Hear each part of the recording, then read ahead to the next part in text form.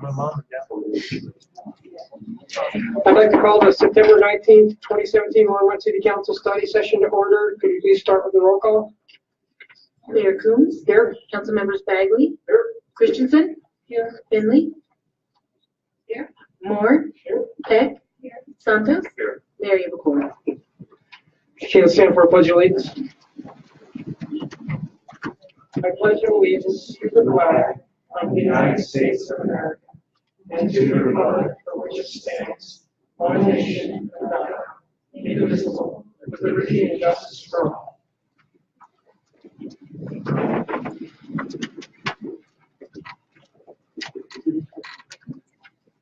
Okay, now we're to the part for if anybody has a motion to direct city managers to add agenda items. Thank you, Councilmember Beck. Thank you. Last week, it was brought up that we should have an affordable housing discussion, and I think it's a great idea. I would like to direct staff to invite, I just lost my train of thought. Chief Mike Butler to the table, Lisa Searchinger from Hope, as well as Alina Salazar and Jeff Satter. Those are people who actually have boots on the ground, and I would like to hear what they have to say during this discussion. So we add them to the agenda. Thank you. Councilmember Bagley. Thank you, Mayor Coombs. It's campaign season, and one of the topics is Windy Gap, the firming project and whatnot. And I'm hearing a lot of allegations that part of the reason why we initially opted to put it on the ballot to begin with is because if there is any excess water, then that water would potentially be used for fracking. To put that at rest, I think we should just talk about it and consider putting something on the ballot. If not this time, at some point in the future, that basically just makes it part of the charter that we won't sell or lease to fracking. Great. So it's too late this time. So that'll be in the next election cycle when we would need that correction. I still think we should put it on the agenda, at least discuss it, and then yeah, it's too late for this time, but having the discussion and getting it on the record and deciding what we're going to do, I think would be beneficial.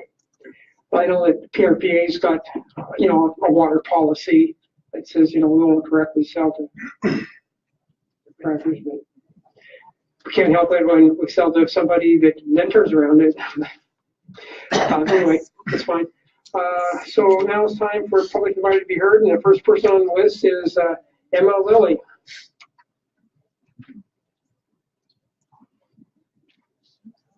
So please state your name and address for the record.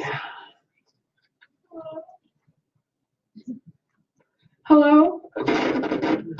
Hello, my name is Emma Lilly, and I live at 1633 Dorothy Circle, Longmont, Colorado, 80503. Thank you.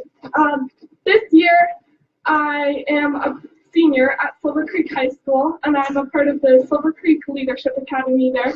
So I'll be working on my senior capstone project. I know in the past the Longmont City Council has been really helpful with all these projects, so we really appreciate everything you guys have done. So for my project, I will be creating a book of oral histories of the Longmont sugar beet factory, which is very specific, but I got interested in this after living a year in Seattle and coming back to Longmont. I just had a new appreciation of everything we had here, and I got really interested in our history here. So the Longmont sugar beet factory was really a turning point in our history that put Longmont on the map, and it's been connected for so long throughout in Longmont, and I want to have other people be able to read about the experience of people who lived in Longmont before. So that will be my project, and I just wanted to let people know that that's what I'll be doing, and I'm open to any critiques or comments or suggestions. Thank you. Thank you. Kelsey Morrow, right?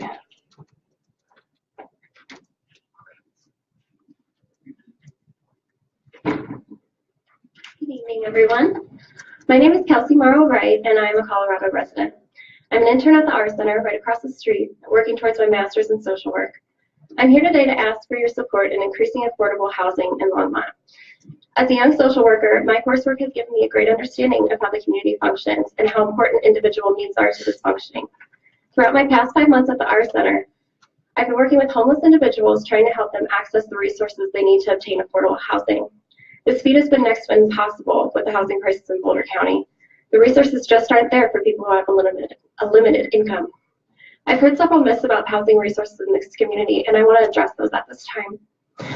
The first myth I want to address is that people choose to be homeless because the resources are there. In fact, housing prices have been continuously swelling in Longmont over the past decade, with 95% of rental options being at least $1,000 a month in 2016. In order for this cost to be considered affordable and sustainable, a person would have to make more than $3,300 a month after taxes, while a person working minimum wage 40 hours a week will make less than $1,500 a month before taxes.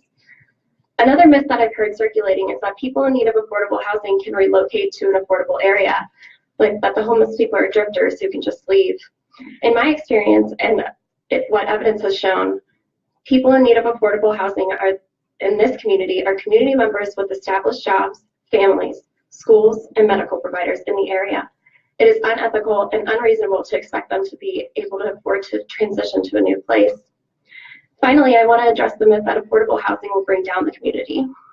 I've heard concerns about housing prices in schools deteriorating as a result of affordable housing coming into the area. Evidence shows that building affordable housing is significantly more likely to increase surrounding housing prices than to decrease them, and more than likely it won't affect housing prices at all. This claim is based on a study of more than 80 communities. Additionally, separating school districts by income tends to decrease school performance, but allowing a diverse student body creates an environment for enriched learning. Allowing people to have a home in which they can afford will build a stronger community and create a resilient foundation for the next generation. I want to close today by leaving you with a final thought. Imagine trying to maintain a job and take care of your family when you don't have a place to go home to, a bed to lie on, a roof over your head, or a door you can lock to make you feel safe. People often say they don't want affordable housing in their community because it brings in the riffraff. This initiative is to build more affordable housing units. It's not for people coming in. This is about Longmont community members who can no longer afford to live here. Supporting the Boulder County Regional Housing Partnership Plan for a diverse housing inventory for increasing affordable housing at the summit coming up on September 29th is the first step towards building a better community in Longmont. Feel free to reach out for me with any questions. Thank you very much for your time. Thank you. Karen Dyke.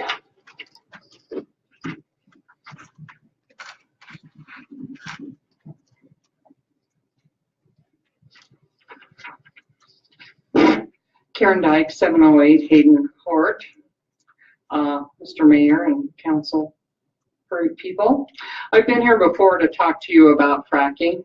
Now we're under the most direct threat yet from the fossil fuel industry. The people who live on the south and the southeast corner of our city are going to be tremendously impacted. When I was here other times, I reported health data, pollution research, warnings from scientists and physicians. Tonight, I'm going to give you comments from the front line of other front range citizens who are living close to fracking. These are quotes. The smell was like someone had stuffed your nose into a gas tank of a diesel truck. I haven't been able to spend a single evening outside. The noise is what keeps us up at night. It wakes people up literally 3 and 4 in the morning. We've gone through COGCC to file complaint after complaint after complaint. It has impacted our immediate quality of life, and we don't know what the health impacts are in 10, 20, 30 years down the road. I can taste this crap in the air. What's that smell? It's not the petroleum smell, it's something sulfury. I read these posts out of many to you as a warning of what will happen in Longmont. It is time for this council to take responsibility for the health and safety of our city. Hiding behind regulations that aren't even as stringent as the lax COGCC rules can no longer be acceptable. Those of us who live near the city edges are still at risk for fracking beneath our homes. There's plans to drill on County Line Road up to as far as Quail, and also along 287 as far north as Oxford. Add to this what's planned at the Union Reservoir, and we will be very impacted. This will make the previous smell from the turkey plant and the noise from the airport seem mild. The Boulder County Commissioner stated they were contacting you to partner to find a way to prevent this incursion into Boulder County. I suggest again that it is time for all the Front Range cities to come together and say no more. Go to the governor and say stop this. Go to COGCC and say no more. File a joint lawsuit with the other towns against the industry for the assault on our health and safety. Stand up to the industry. I'm begging you to accept the responsibility for the health and safety of the residents of this city. We are under threat of attack. Please take steps to protect us. Thank you. Kimberly Fung.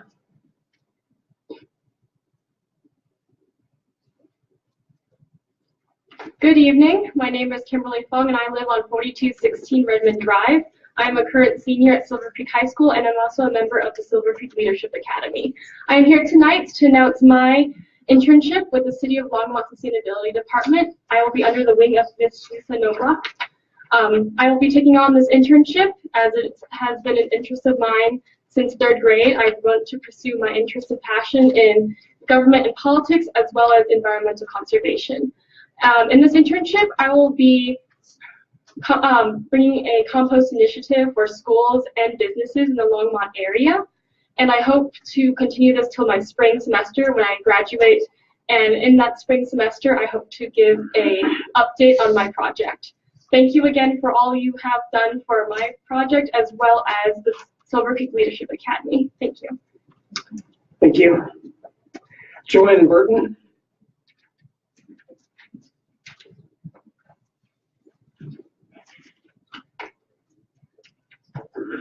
Joanne Burton, 713 Snowberry. I've been here before.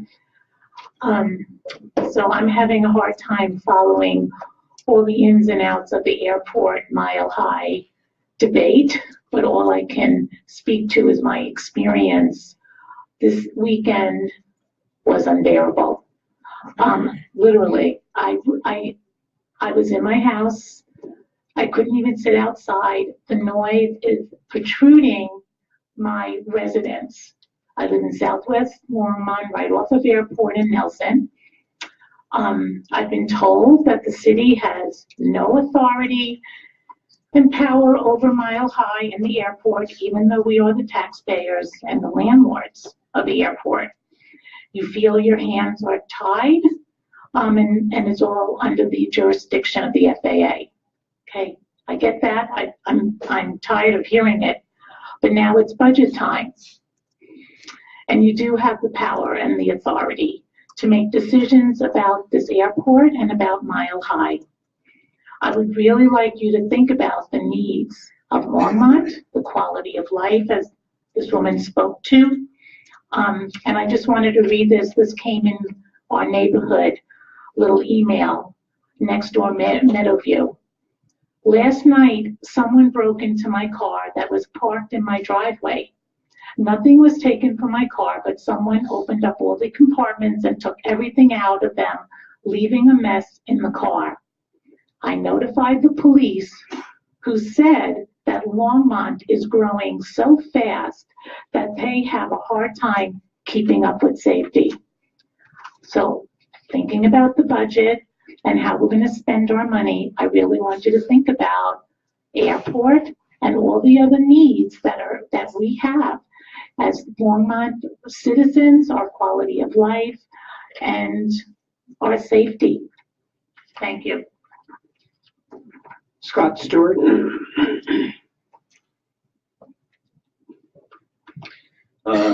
Mayor Combs, council members, Scott Stewart, 229 Grant Street, Longmont. See if I can read this out. Here we go. Please take some time to truly understand the airport, its history, the present, and its future. How it has affected the people, that live here and how it has limited the growth around it. The airport has had noise complaints since the beginning.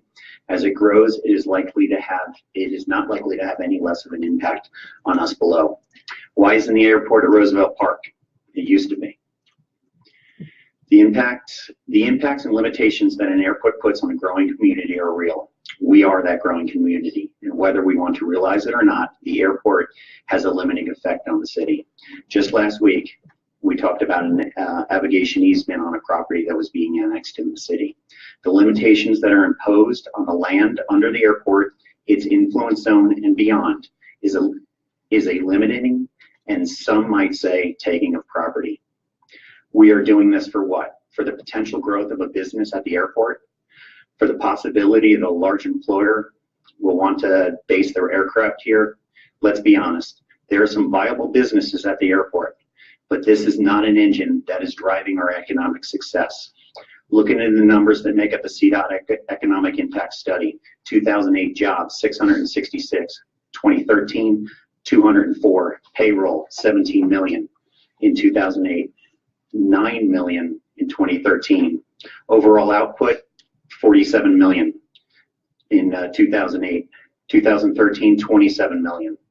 I was told that these numbers are different because of the methodology. I've yet to be able to find the difference in methodology. Please ask David Slater if he can explain the massive drop, or at the very least, question the next numbers on the next report.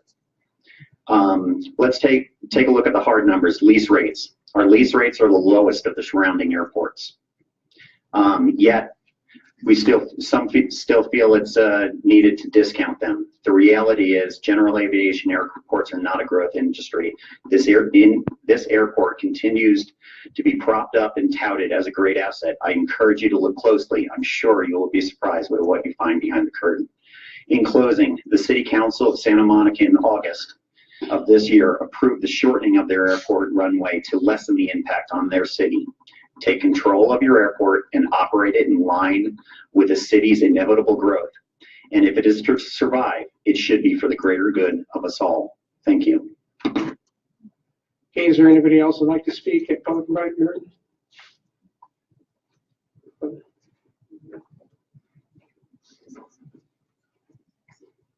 Hi, John Coe, 1899 3rd Avenue. Tomorrow is a conference, a geographical information in the Rockies conference, and I just wanted to mention that because some of the city planners, one of the junior city planners was talking about going to that, and it's a great conference. And I, just in passing, also on topic, on the runway, I am a formerly active pilot, and extending the runway could possibly make lower noise because you're not pushing the aircraft quite as hard to get it into the sky. I've had some takeoffs where I was wondering if I was going to actually make it, and the altitude is a factor. So it's not a straightforward equation. I think, the lessening of the runway in the case the other gentleman mentioned might have been for other impacts on the city. So those are I guess, the on-topic subjects, and thank you for your time. Thank you.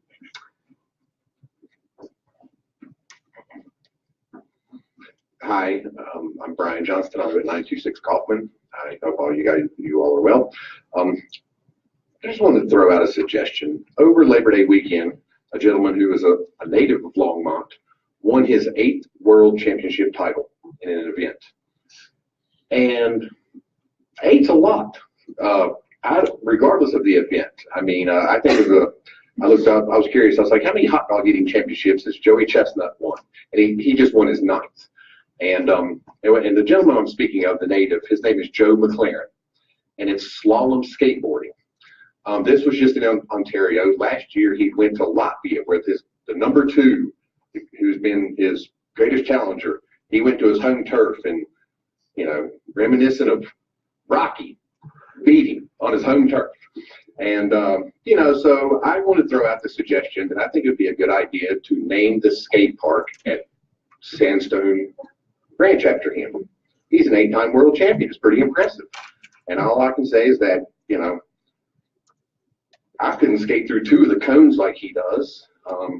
And I can certainly eat 2 hot dogs, just as Marcos. So just want to throw out the suggestion would be a budget time. It's pretty cheap. I think other than a sign and some GIS changes, it's pretty easily done. So just wanted to throw that out there in case people weren't aware of Longmont's native 8-time world champion. Thank you. Well, thanks for the info. Anybody else?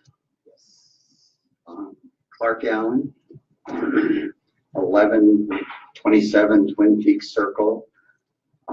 I do want to reiterate, I don't know what that gentleman, but I think it's a great idea.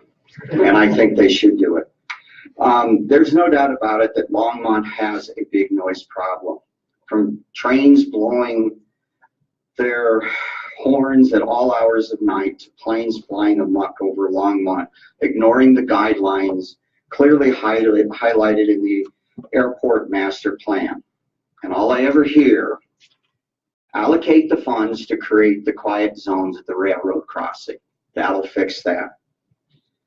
And turn down airport grants and stop giving money to the airport and tell the pilots and airport businesses that hold the Longmont citizens hostage, start following the guidelines clearly laid out in the master plan. Make them, if they want to use this airport and they don't want to follow the guidelines, then make them pay their own way and stop having the citizens of Longmont face the problem constantly day after day after day. Thank you. Is there anybody else?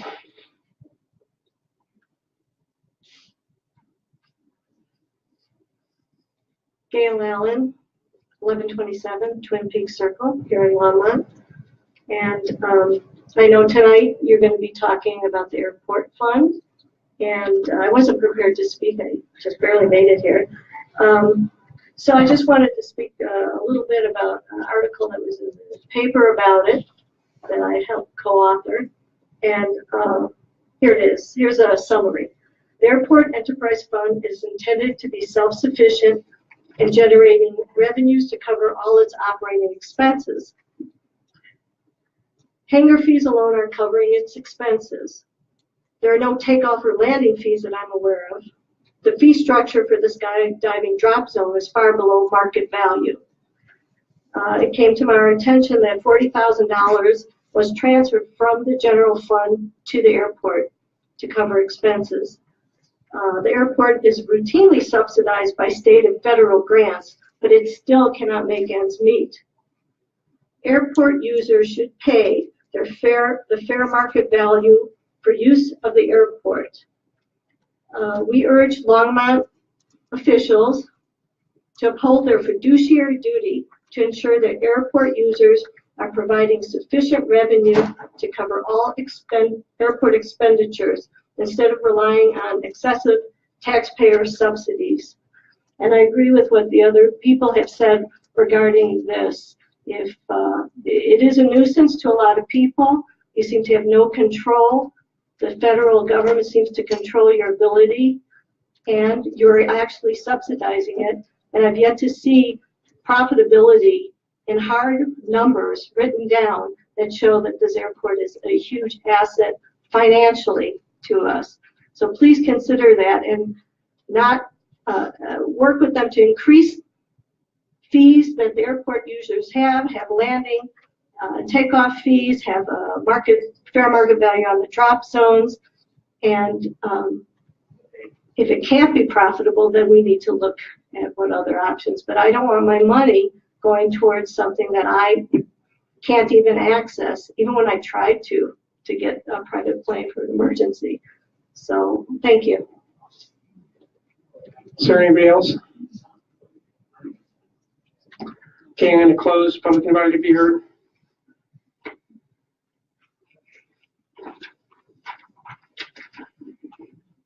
So now it's time for the special reports of Jim Golden, Chief Financial Officer, is here to give a presentation. Coombs, members of council, I'm Jim Golden, Chief Financial Officer. So we are presenting the Distinguished Budget Presentation Award for the city's 2017 operating budget. It's the 26th year in a row we received this from the Government Finance Officers Association. It's the highest form of recognition in governmental budgeting, and it's a significant achievement for the city as well as the council of the city. Longmont's one of 961 cities in the country and 35 in Colorado that have achieved this honor in the past year. So this reflects the commitment of the council and staff to meet the highest principles of governmental budgeting. And in order to receive the award, the budget must meet nationally recognized criteria for effective budget presentation. Those criteria assess how well the government's budget serves as a policy document, a financial plan, an operations guide, and a communications device. So tonight we're going to present these Distinguished Budget Presentation Award to the city, and as well we also have a certificate of recognition for budget preparation for the budget division. And we picked tonight because we were going to have two of the budget staff here tonight. Obviously, Teresa Malloy, budget manager, is here, and you've heard me talk about her role in this in the past and what a great job she does. We also have senior budget analyst Melody Polero here tonight. And so we took the opportunity to put this on the agenda tonight so that we can recognize her as well, since she really has played a large role as well in the last couple of years in helping us achieve this award. So since I've talked about Teresa before, I will embarrass Melody instead tonight. Melody's been with the city. She's on her second tour of duty for the city, and she's been with us for about 9 years or more. And or first started 9 years ago and been with us this tour probably for 3.5, 4 years almost. And she was originally in the accounting area, and now she's working in the budget area because, and I think it's great that we have someone with accounting skills as well as the analytical skills that we need in the budget area. And she does a great job behind the scenes on taking care of the budget. She's very detail oriented.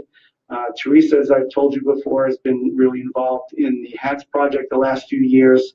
Melody really has done a great job of moving the budget process forward for the city, as well as helping us get this budget together, both proposed and final budget, and making sure that we achieve the award. So with that, I'd like to get them both up here with the mayor, maybe so we can present the certificate and the award and get a picture of someone's here with a camera. There she is.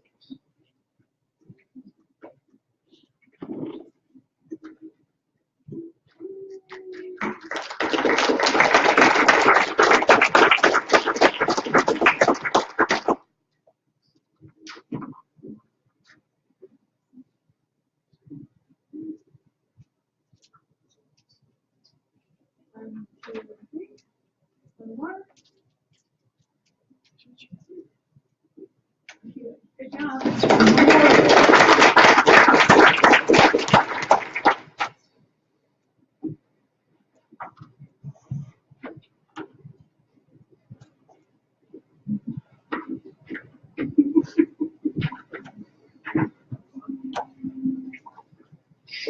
Your study session item tonight is a 2018 budget presentation, and Teresa Malloy is going to lead us out. Okay.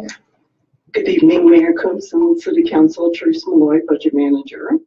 And this is a pretty full evening for budget presentations. We have these agenda items to get through to talk with you about this evening. But before we actually start on the first item listed above, last week's council meeting, we did highlight a couple areas where we needed to make some changes. And we had mentioned that we would bring you the details this evening, as well as some updated documents that were included in your packet from last week. So the first one was the unemployment insurance amount. And as Jim mentioned last week, we are able to reduce that, the amount that we budget for the unemployment insurance, and transfer them to that unemployment insurance fund to pay those claims. The total impact, the total reduction to the budget is just under $80,000. And we have included attachment F in your packet that shows you the reduction by fund. The amount in the general fund is going to be used to cover a couple of additional requests in the museum area. Jim spoke to you about this last week as well. The first one is a level one request for some additional temporary hours for staff to support events for the auditorium. And the second one was a level 2 request for some additional overtime dollars for custodial support in the auditorium. And then we have some additional funds that we need to budget in the fire area. And so this really is to correct the way that we calculated the budget for a few of the fire folks. We based it on a wrong number of hours. And so this additional $14,500 really is the amount that we need to budget those salaries in full. So we are proposing that we use the unemployment reduction in the general fund then to cover these three additional costs. So the total needed to cover the items is about $14,500.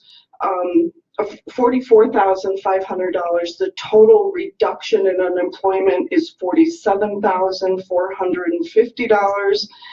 There's a difference of just under $3,000, and we're proposing to keep our ongoing balance between revenue and expenses, that we reduce miscellaneous revenue to offset that, so that we continue to have that balanced budget. Questions on that? Councilmember Moore. Thank you, Mayor Kim. So Teresa, you're adding hours for staffing at the museum. Are there events that are covering, or is there revenue from events to offset those increases in cost? We do have revenue offsetting the costs. However, the revenue is not sufficient to offset all the costs associated with the events at the museum auditorium. Okay, just want to clarify that. Councilmember Christensen. So the increase for the fire, the increase of 14,594. That's because there was an error in shift in place. That's just a one-time thing. That won't be true next year. So Mayor and Council, actually that is ongoing. That was an error in calculating the ongoing costs incorrectly based on the wrong number of hours. Okay, all right, thank you. So the other attachment that we mentioned and presented to you last week was our general fund changes in ongoing attachment. And we have now added that attachment in your packet again this evening. It is going to reflect these changes that I just spoke to you about, as well as last week we had noticed an error in the way we were showing the costs of the new positions, and so this attachment has been updated to reflect that. The budget itself, the costs for the new position in the budget itself is correct. It was just an error in the way we were breaking out those different costs on that worksheet. So that is attachment G in your packet. And then we also talked to you about the public safety fund, and the pro forma was included in your packet last week. And we had also last week mentioned that we neglected to add $75,000 worth of expense to repay the loan to the fleet fund. This is year one of a 4-year repayment for the radios that was purchased. And so attachment H is an updated funds pro forma for the public safety fund, showing that additional $75,000. So those were the 3 items that we had talked to you about last week, that we said we would bring you the updated documents this evening. We do have one item that I want to have Kate Medina from LPC come up and talk to you about. It is a change we need to make in the electric and broadband fund.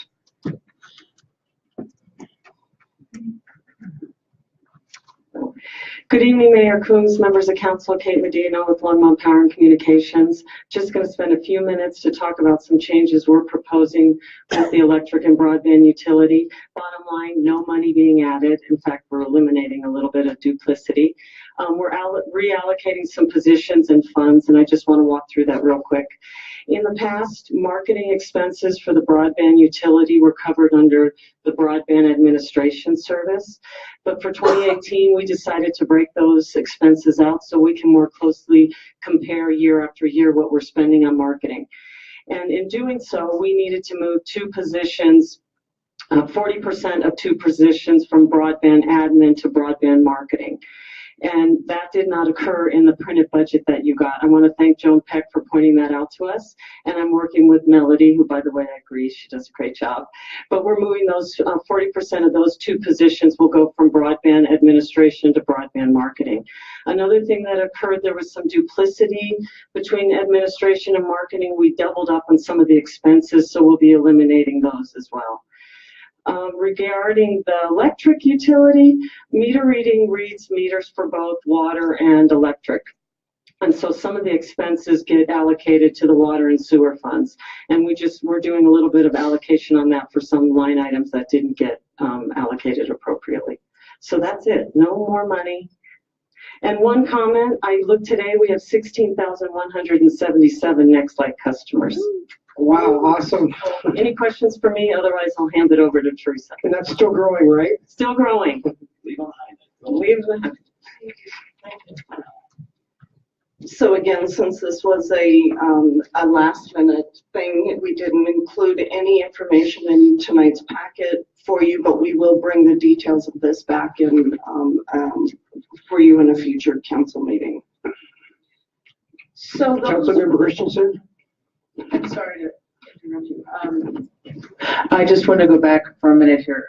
For the range, the cost of operating the range is $462,000 and some.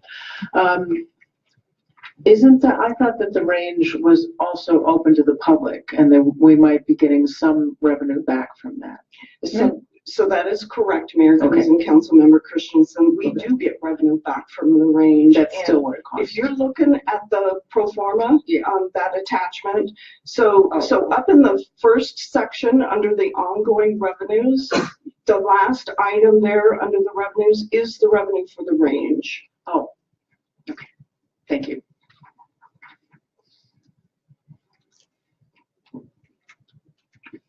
Okay, so now we're going to move into the items that are actually on the agenda for this evening.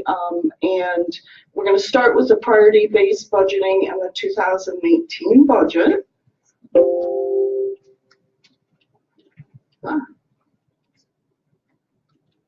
Okay. So I just wanted to start this evening and give you an overview of our prioritization process before we really start looking at the details of the requests that are in the budget.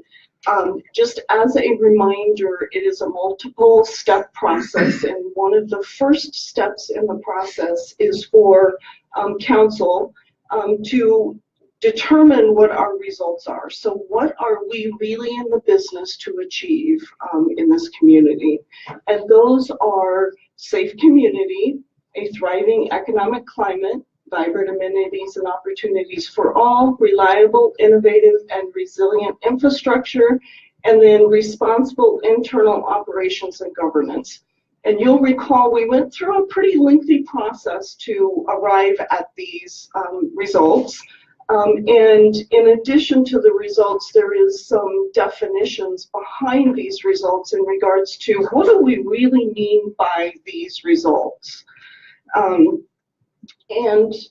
the next step in the process is for the staff to identify all of the programs that we do and cost those programs out. And then we score them based on certain criteria. And so those criteria I've listed up here for you. So the biggest component of the score, or I should say probably the most important component of the score, is what is the program's influence on the results that you just saw in the previous slide. But in addition, there is a component of the score to capture programs that are mandated, and programs that have a high reliance on the city to provide those programs. So things such as cost recovery fall into the scoring criteria, and the portion of the community served as well. So all of these, all of our programs go through a scoring process to really evaluate each component of the score. And then those scores are compiled and put into a model then to determine the prioritization of our programs. And that is what this is representing. So let me just back up. We have information on our entire budget for 2017. We haven't done this for 2018 yet, but our entire budget for 2017 has been costed and allocated to programs and then placed within these quartiles based on scores. What you're seeing up here is just a component of our 2018 budget. It really is only all of our level 1 requests, all of our level 2 requests, and all the one-time and new positions. So it is not the majority of our budget. This is just those additional things that we have added to the 18 budget. So it does not include things such as salary increases, the benefit changes that Jim has spoke about, fleet lease changes, or any of the other changes that are not directly related to a budget request. Okay, so this really is just a small representation of our total budget. And it totals $14.7 million.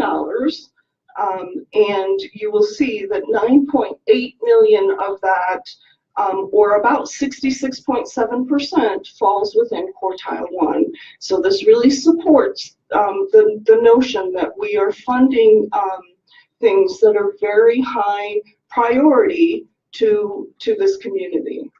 And then another $2.9 million, or about 20%, is within the quartile 2 programs. So this is all funds. And what I have for you this evening is these very similar charts by fund. And we're going to go through those with you.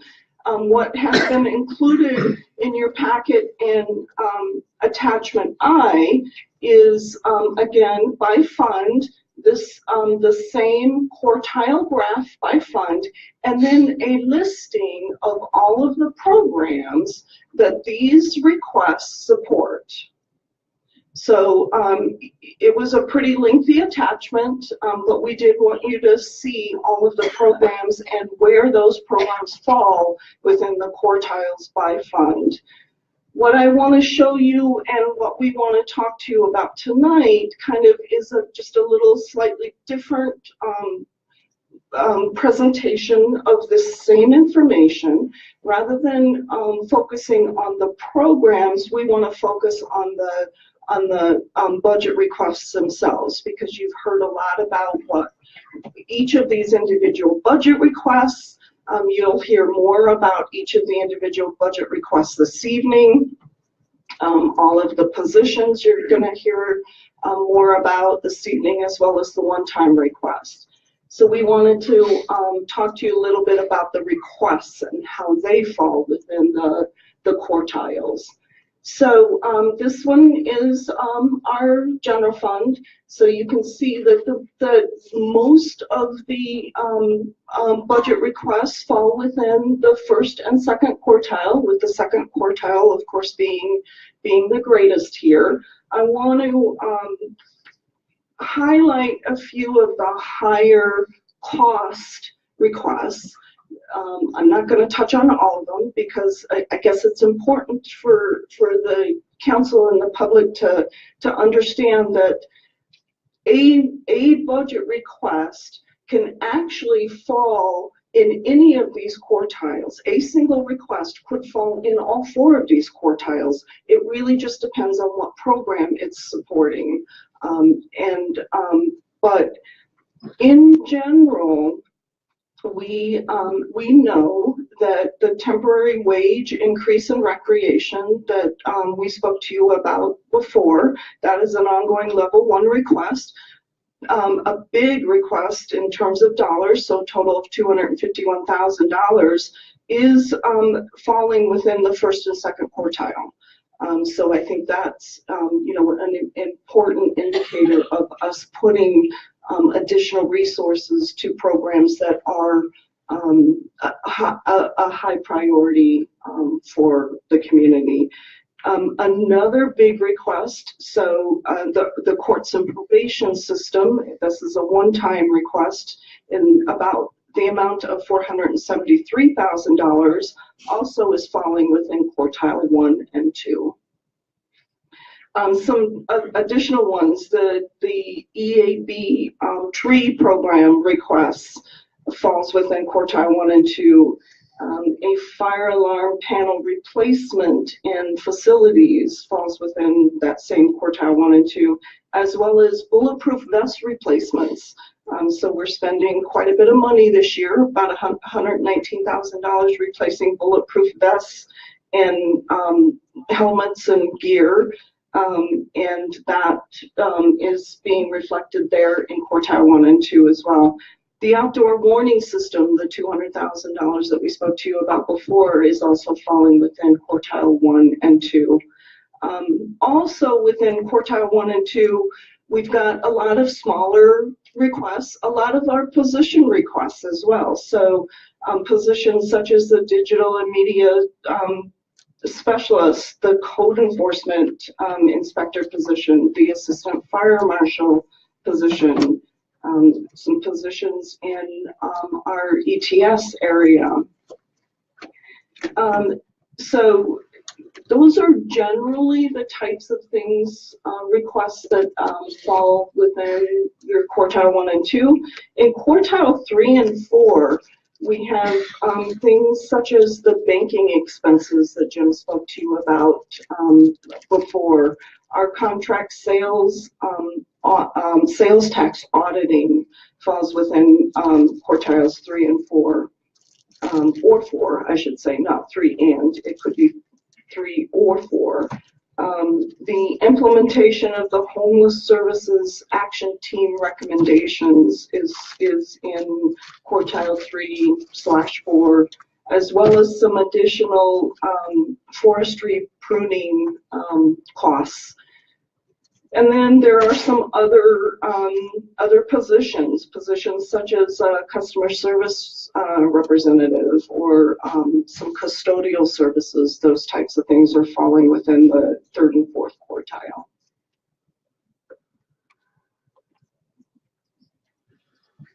So this is our public safety fund. The requests, as you can see, are predominantly in quartile 2. So things such as the communications specialist position,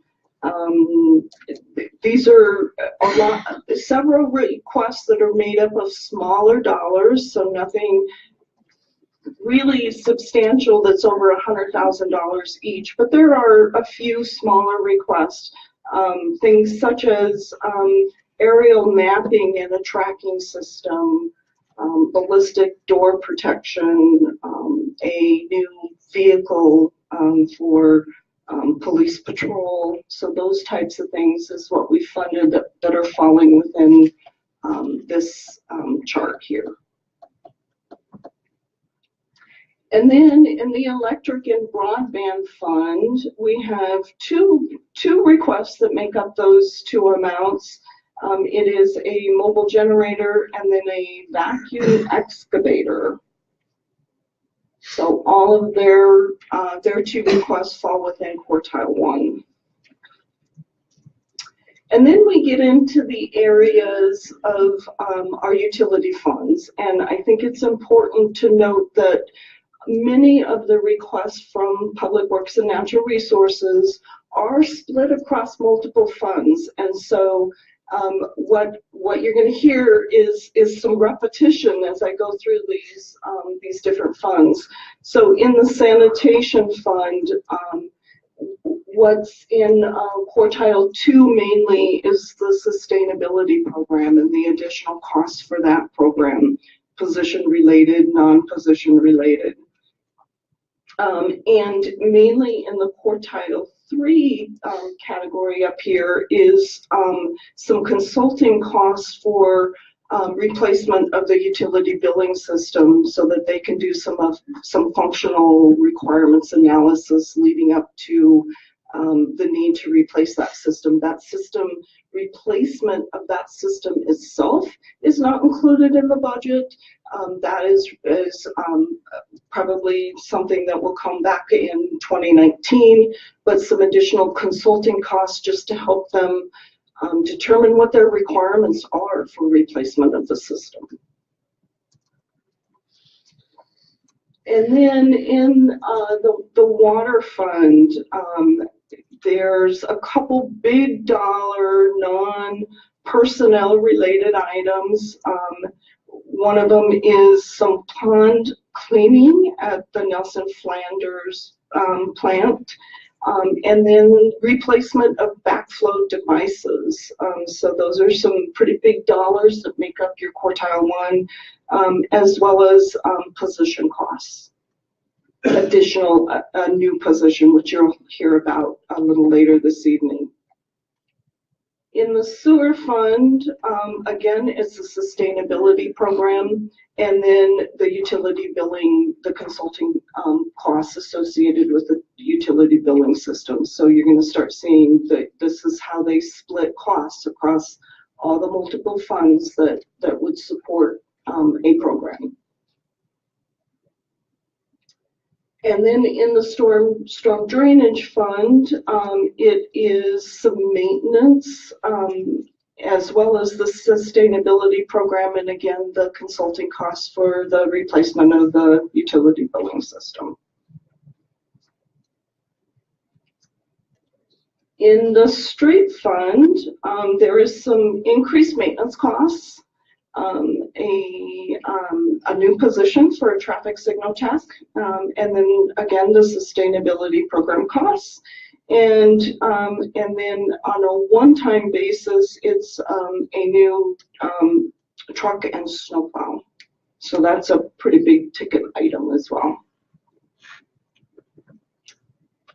And then in the street fund, so this one is open space. So this one is kind of interesting because predominantly most of our budget requests fall within quartile 3. So it is slightly different than what we've been seeing in all the other funds.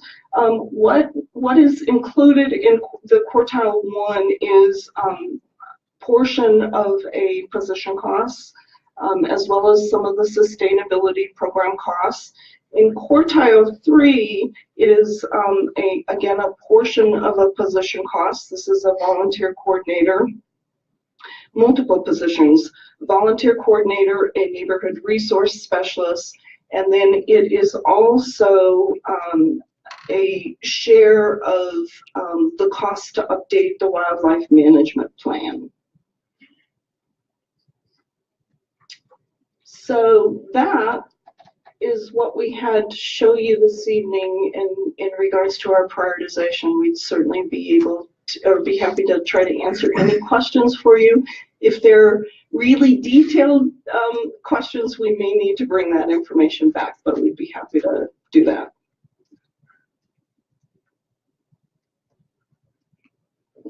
Yeah, I sure can. I don't see any questions from council. Okay, so I guess the other thing we wanted to point out in regards to our prioritization process is the Envision Longmont plan speaks about and supports our prioritization budgeting process. And I know that Aaron Fosdick has spoken to you all about this in the past and how closely aligned the goals in Envision Longmont really do match the results within our prioritization process. So they're close, but they're not exact. And so what we want to try to do is really incorporate the Envision Longmont goals into prioritization.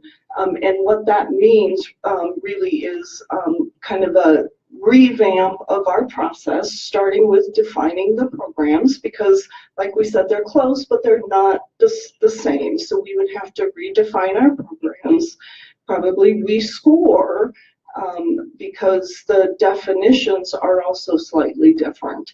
And so those are some things that we want to start working towards to better integrate Envision Longmont in our prioritization process. Councilmember Christensen? Remember that when we did this, what was it called? When we created these 5 different things, they were actually prioritized. Whereas, for instance, safety was what, and it was a publicly based thing. We went, Karen Roney and a lot of people went around to find out what the public wanted. And safe community was the first, and thriving economic climate was second. So anyway, I'm just trying to point that out so that here we also, for the other 7 things that were part of Envision Longmont, we also did a public thing. It was several years later, and I think it was more extensive, but it wasn't really prioritized as this is the most important. So just keep that in mind when you're trying to put them together, that it's the priority-based budgeting really is a priority of one thing or another. So it's going to be a little challenging to mush the 2 together. Although, as you say, they are mostly the same sort of things. I think everybody wants the same kind of quality of life in Longmont as they've expressed here. So. Councilmember Peck? Thank you. Teresa, just to state it publicly again, the Public Safety Fund does not include any monies that would be come from the public safety bond if it passed. Is that correct? The new sales tax, correct. So Mayor Coombs and Councilmember Peck, that is correct. The proposed budget does not include at this point any expense or any budget for anything that would be funded with that new sales tax. We will have to bring that back to you after that. Say we know for sure that that sales tax passes. Okay. What we are planning on doing next week is is talking to you about what we will plan on funding and the options of what we can fund if that tax passes. But the proposed budget itself does not include it at this point. And that also goes for the excess tax on marijuana bond. Is that correct? That is not in this budget either? That is correct. It's not included in our proposed budget at this point. We will have to amend the budget to include it if it passes. Thank you.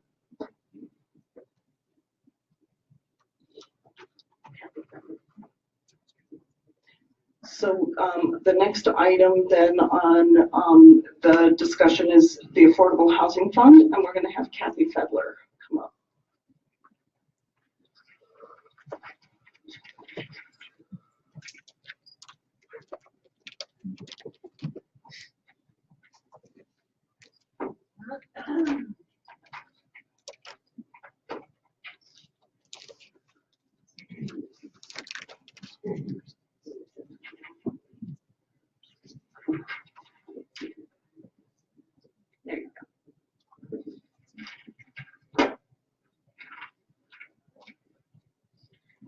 Good evening, Mayor and Council. Kathy Feather, Community Development Block Grant, Home Affordable Housing Fund, Flood Recovery sometimes. But I'm here tonight to talk and give you an update on the status of affordable housing in Longmont and where we stand as of this date. So it is kind of an ever-changing area that we're working on. And so the first, where's my clicker? Here. Oh. This is hard to read, but I did put copies at your desk. This just shows the affordable housing inventory through the years with the changes during the recession and when we repealed the inclusionary zoning program and where we stand as far as deed restricted owner housing, for sale housing, and rental housing. This has been updated today to correct because we were counting some units that were above 50% area median income for rental housing, which our code and programs all only count and support rental units that are affordable at or below 50% of area median income. So I did go ahead and take out the 60% units, which reduced everything by about 450 units. So this has been corrected. If there's any questions about this, I can go through it. But basically what it's telling you is that at the end of 2016, we have about 3.8% of our total housing stock is deed restricted as affordable. We are projecting for 2017 to go up to 4.3% when the Christmas, Centennial, Copper Peak units come on board, as well as including the new suites units. Next, and again, these are totals. So the units that are in place to date, the chart on the left shows 310 units are affordable at or below 30% of the area median income, so for the very lowest of our income folks. 347 units are affordable between 31 and 40% AMI, 653 at that 41 to 50% AMI, and then again, like I said, the 458 units that are between 51 and 60% AMI. Those are still deed restricted. They just don't count under our program. They're part of the low-income housing tax credit program allows units to go up to 60% area median income. The split of the units that we can Councilmember Bagley. I'm sorry, just so a quick question. Those units, so I'm sorry, what that graph on the left, that graph represents what numbers on the first page? Is it 4.34%? It is the rental unit, so it's part of the 1,311 rental units.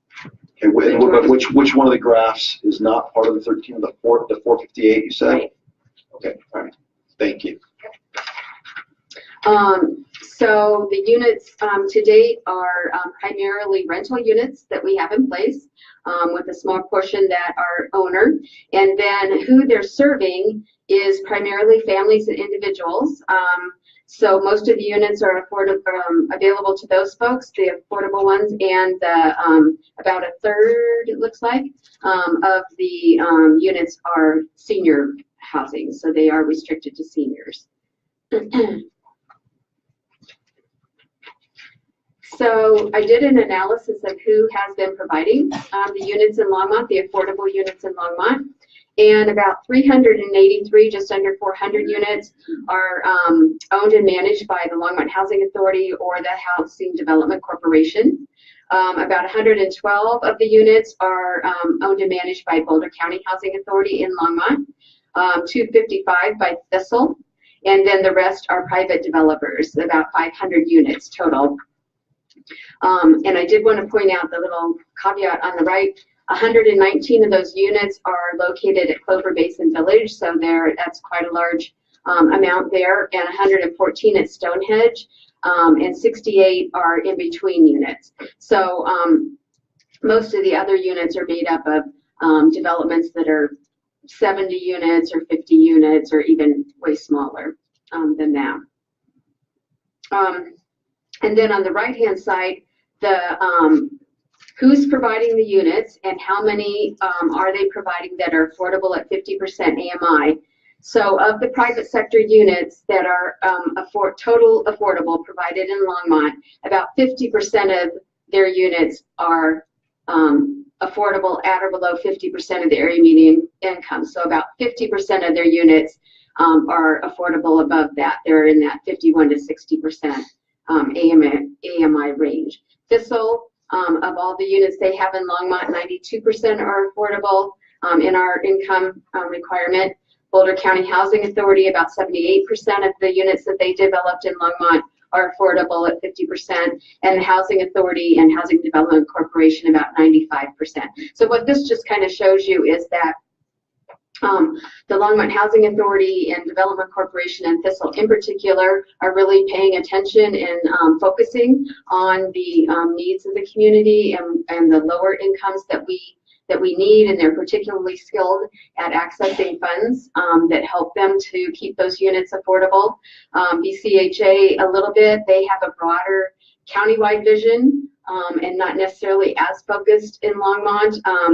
So theirs are a little bit broader, and then the private sector are using the higher income units to support the lower income units, which makes sense. They don't have access to a lot of the funding and financing special stuff that the other nonprofit developers do. So it's just a little different kind of piece of information. Councilmember Barry. Thank you, Mayor Coombs. I don't want to delay you too much, but just a quick question. So the packet said that our goal with $1 million is to leverage it for 100 units each year, more or less, right? So when, and if our goal is 10% of affordable housing, so that means that we could hit it over the next 16 to 20 years if we just keep the pace? Well, it kind of ties in with the countywide affordable housing strategy, and we're looking at trying to meet some goals by 2035. I think that fits in probably really well if we continue to have the funding we've been having and the success in providing the units and constructing or acquiring. Okay, and then I guess the other question is Barry Surlis and his daughter Lori Walker come by my office periodically, and they're champions for, you know, we are private developers, we have made affordable housing work, follow our model. I do find it interesting that half of the 512 are coming from non-subsidized private development. Not non-subsidized. They are subsidized. Oh, absolutely. That was my, okay, that clears it up. So they're private developers, but they're going to the same sources to be subsidized to build their units. A lot of the same sources. Now, not everything necessarily. Okay, that answers my question right there. Thank you. And they are, the units that Barry and Lori own are included in that 512. So, okay, again, sorry. I apologize for the small print. This just shows the projects that are in process since 2010. And there's a total of 2,067 rental units that are under construction or already built. This is the far left column. And what I did also was I highlighted the developments in blue, if you can tell that, that are flood recovery funded. So they got the special one-time flood recovery money. And most of those are private sector developments, except for Spring Creek, which is the housing authority. So of the 2,067 total units under construction are completed, 1,513 were built without any flood recovery money. Of the units that are affordable of that 2,067, there's 302, or about 14% are affordable, but almost all of those affordable units came from that special flood recovery money. So 50 units would have been constructed as affordable, not including the flood recovery. So if we didn't have the flood recovery money during the same time period, we would have only gotten 50 units of affordable rental housing as opposed to the 302 that we got with flood recovery funding. And then under review, there is another 729 projects that are under review and trying to get approved. 60 of those are affordable at this point in time. And then on the far right column, I just did a fun thing to show if inclusionary zoning had stayed in place, what we would have gotten. And there would have been 400 units that would be affordable, either because the development's already doing affordable or because there would have been a requirement, which would have been an additional 98 affordable units that we could have gotten under the projects that are developed to date, and then another 26 under the units that are underway or in process. So an additional 124 units might have come our way if we would have kept inclusionary zoning in place. Councilmember Peck? Thank you. Kathy, whoops. Somebody else is controlling it? There you go. Thank you. Sorry. Just out of curiosity, how many units have been recovered versus how many were lost during the flood? Have we replaced? Has that equaled out? Am I making sense? Replaced. If you count all the flood recovery projects, then we have way over replaced what was lost. Okay, great. Thanks. And I am trying to get data as these developments come on that were funded with flood recovery, how many flood victims are actually being served by them. So as soon as I get that, I will make that known as well. All right, so. Councilmember Moore? Oh, sorry. Thank you, Mayor Coombs. So Kathy, can you kind of explain what's happening in the future with potential loss of affordability of these affordable units as they come out, as they use up their period of affordability? Can you kind of talk a little bit about that and what we could potentially lose in, say, the next 20 years? Mayor Coombs and Councilmember Moore, I should have included that information, and I did not. What we are looking at in my colorful chart, where I keep all of the units that, developments that have affordable units in them, rental units, there's about 164 that really could change to market at any point in time. And that includes like Stonehenge, which is kind of going on a year-to-year renewal with their project-based vouchers over at that development. That's the bulk of them. 114 of those are of the 164. Another 330 are scheduled to go out of their period of affordability in the next 15 years. So our prioritization for those would be to try and use some of the funds to acquire, see if we can acquire or incentivize them to invest, refinance, and keep the units affordable. So preserving affordable housing is one of the highest strategies in the regional housing plan as well. Councilmember Christensen? I want to thank Councilman Moore for bringing that up because losing those units is, catastrophic. And we, at this rate of less than half of the 10% that we need, if you take out the one-time flood recovery things, we will never catch up to what we need. And it is. I thank you for including the amount we would have, which would be 10% more, or we'd be up to 10%, and we'd have many, many more units had the inclusionary housing stayed in place. Councilmember Finley? Thank you, Mayor Coombs. That would only be if those people, developers, chose to build those. If they had inclusionary zoning, we found that dropped off tremendously when we had it. Builders weren't building. Now that builders are building, if you want to have that again, it will again drop off, and we'll have less housing stock. That's how that works.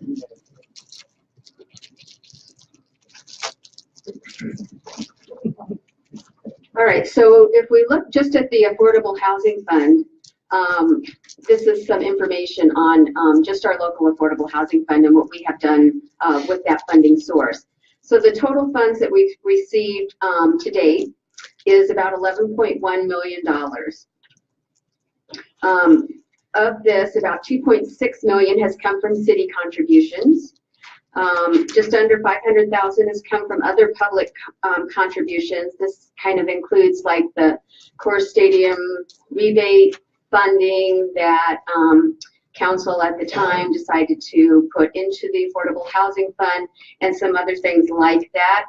About 4.4 million came from the private sector developers that chose, when we did have inclusionary zoning, to make the payment in lieu instead of providing the units directly. And then about 3.6 million is funds that have been loaned out and have come back and revolved. Again, of the 11.1 million in total funding that we've received to date, 10.2 million has been spent or committed on projects. 5.6 million are out in funds that need to be, that will be coming back in, will be repaid. And about 950,000, or a little bit less than that actually, is what we have sitting in the balance right now. And you did just award 600,000 to the Housing Authority, so that's a little bit less. Kathy, what's the time frame of that accumulation to 11 million? It was when the fund first started, which was back in 1995.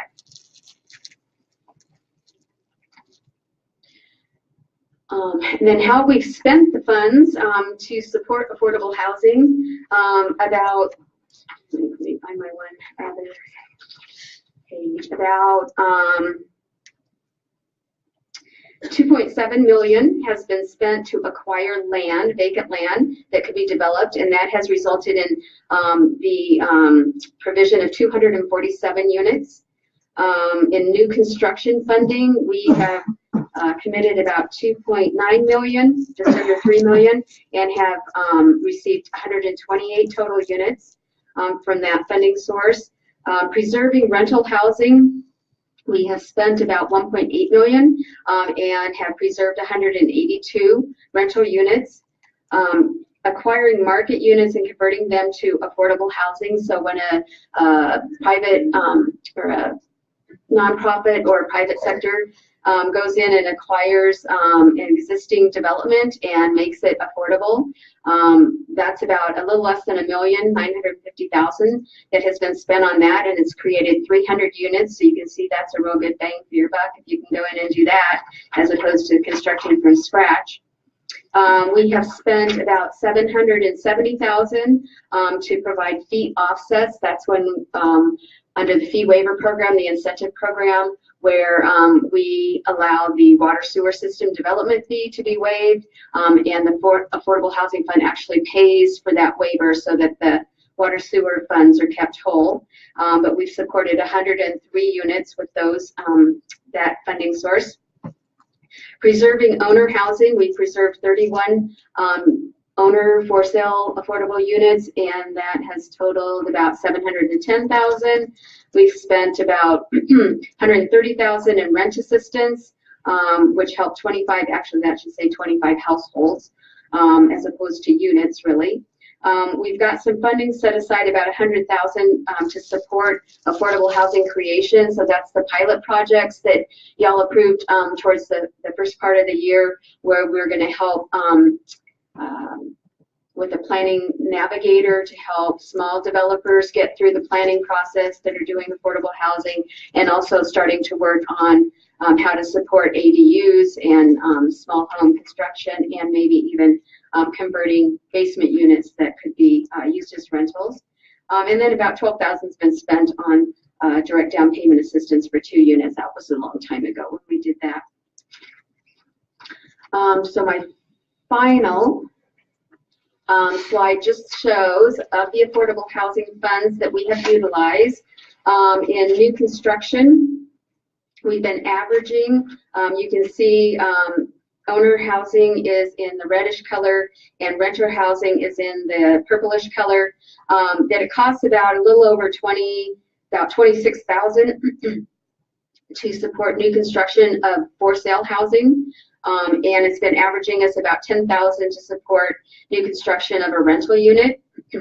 And preserving affordable housing, it's costed a little bit less, about 23,000 to preserve affordable owner housing, and again about 10,000 to preserve rental housing, and then acquiring market and converting to affordable housing. That is quite costly for owner in comparison, a little over $30,000, whereas rental units cost about $3,000 or so to acquire and convert market to affordable. So it just kind of gives you an idea. I've got all kinds of statistics, so if there's other things that you want to know about, just let me know and I can pull that together. But then I'd be more than happy if there's any other questions. Mayor and Council, I will add one thing. When you talk about change conditions, I think this year, it really marks it. Well, a couple of years ago when we started creating the fund, marked a change condition, but I think this budget year truly marks that change condition. So if you look at from 95 to 2017, essentially 22 years, you generated $11 million. If you look at the $1 million annual funding that's put in the budget, you will exceed that in 10 years, which is half the time, double it in the same time frame. And so the $1 million a year that has been allocated is really a change condition that can change a lot of these numbers over time. That's not including the percentage that's coming if the marijuana sales tax passes. That's not including those additional dollars. So essentially what you're looking at is if you look at that $11 million number, instead of 12 years, it may be 10 years. And so you're generating more money in a shorter period of time to utilize in this process. Councilmember Bagley. Thank you, Mayor Combs. And so I just want to point out that we've made a lot of progress on this area. So we've got $1 million getting pulled from our general fund into affordable housing. It sounds like we've got a goal 2035 to hopefully hit our benchmark at 10% of our housing stock being true affordable housing. We've got a plan to use that $1 million to generate approximately 100 units of affordable housing a year. And we're all doing it in a way that's not arguably on the backs of one specific industry. We're getting it done. So I've got two questions. One, Kathy, as you know, I've said it many times, you and Karen, I mean, you guys are awesome. I have no idea how you do this. It's just awesome what you've done. Thank you. So my question for you is, what else should we be doing?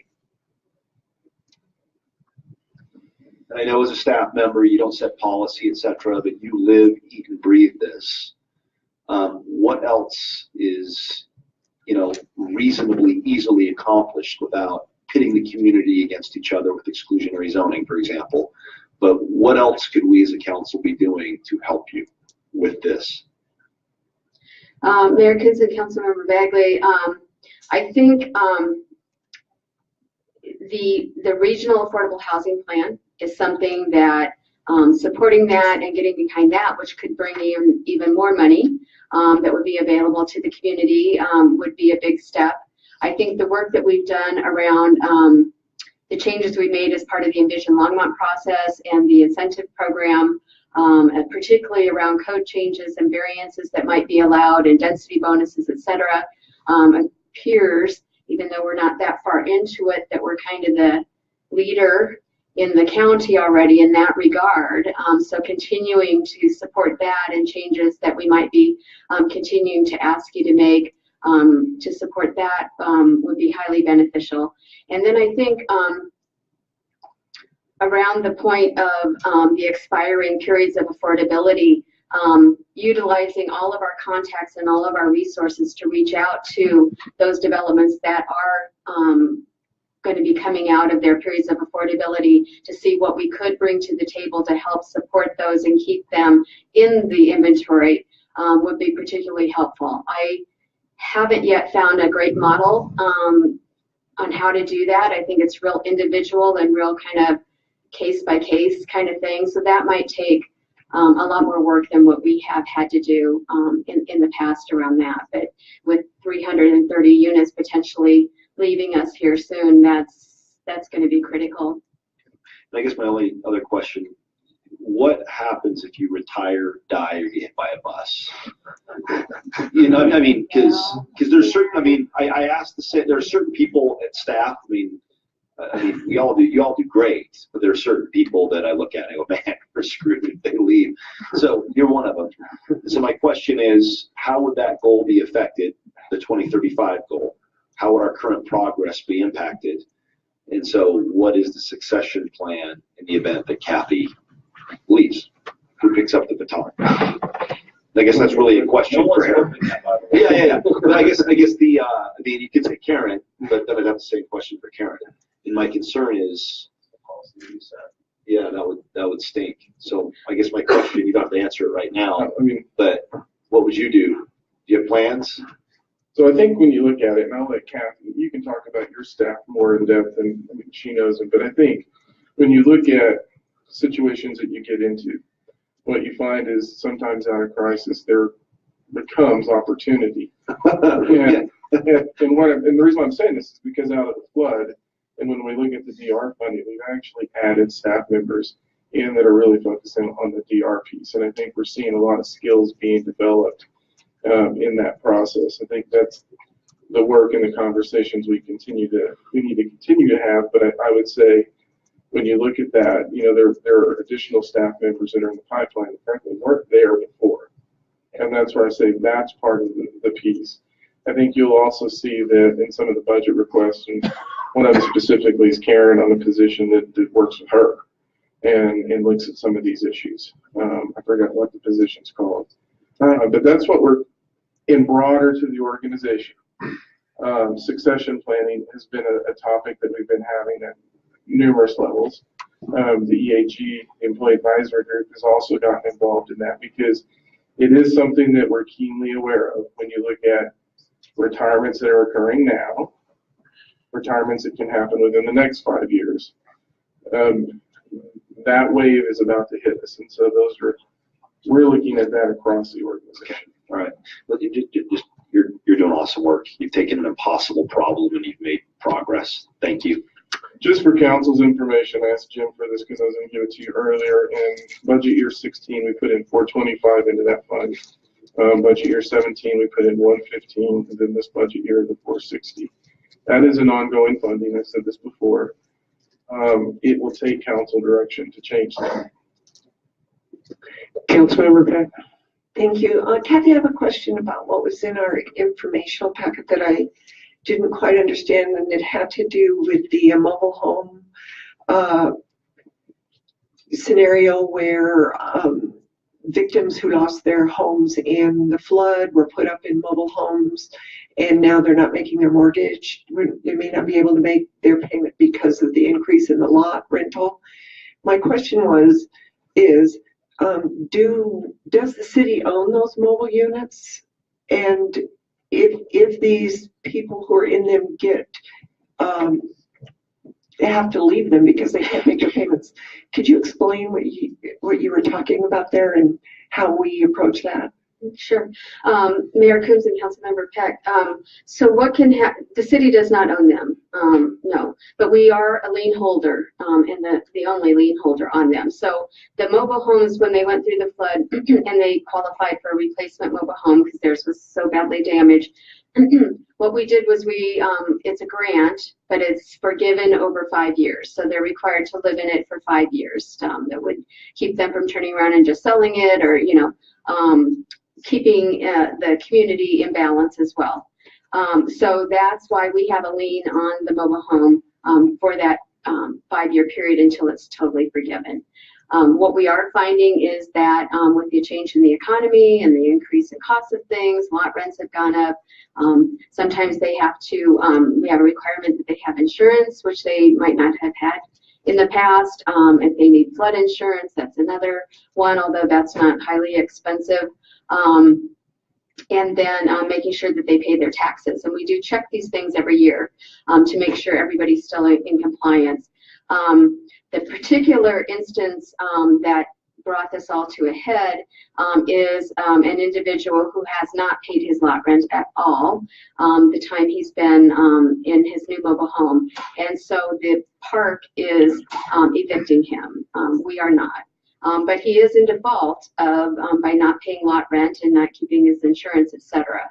So we're waiting for the eviction to play out or not. He may come up with the money and be okay.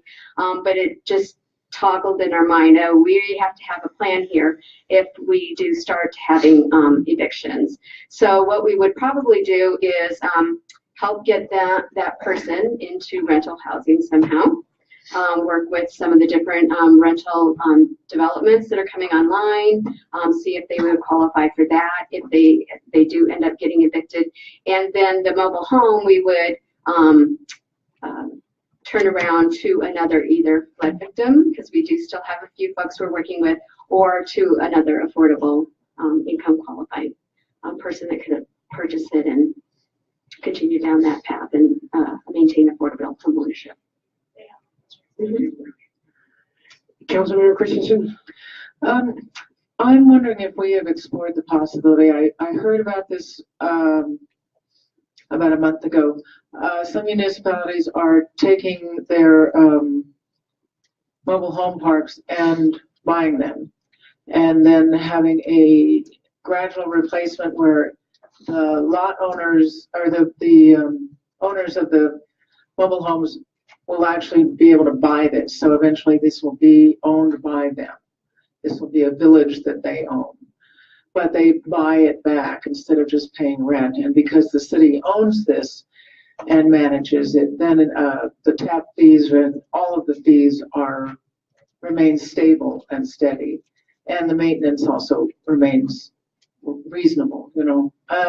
Have we explored something like that, or something like that in regard to, say, small, what are called tiny houses? But there are a lot of people in this area who have tiny houses, but they have no place to put them. So, I mean, if they don't want to put them in somebody's backyard and be moving all over the place all the time.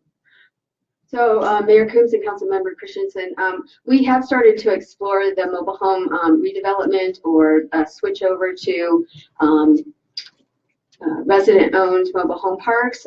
Thistle Community Housing actually became a member of the organization that does that. I think it's the ROC organization.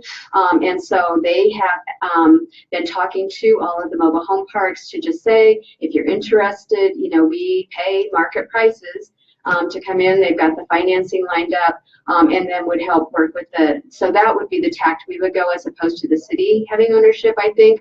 I mean, we could explore the other option, but if you've got somebody set up to do it in access funding, why not take advantage of that? And then as far as new developments, that's something we did talk about as part of Envision Longmont.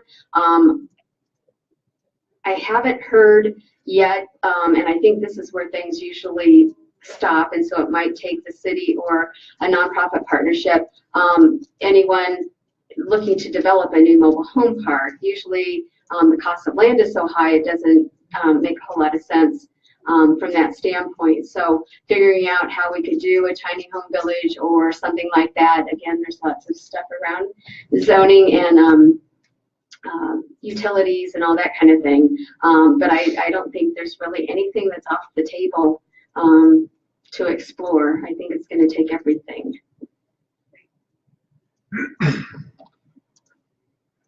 Okay, is that it? That's it, other than a reminder of the Affordable Housing Summit on September 29th, 7:30 a.m. at Xilinx.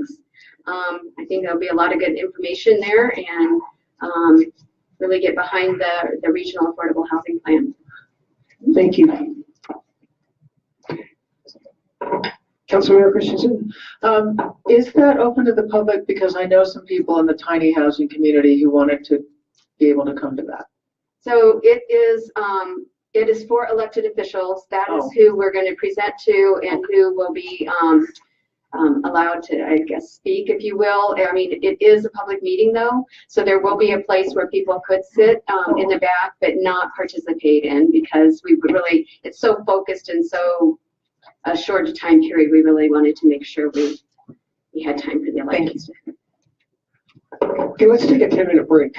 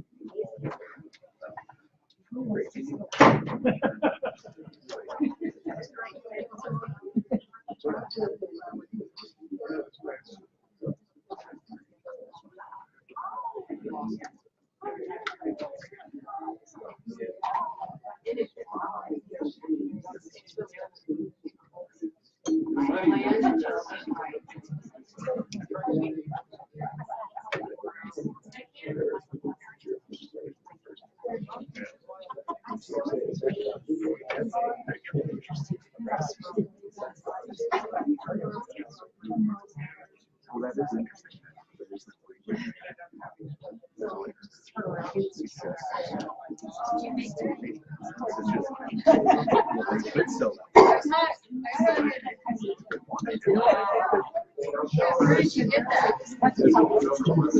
That's I love this I don't wear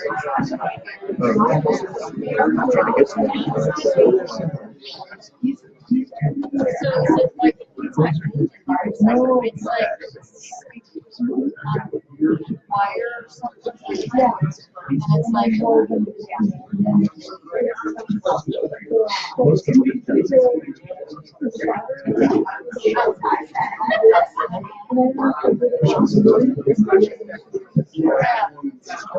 Oh, yeah. no.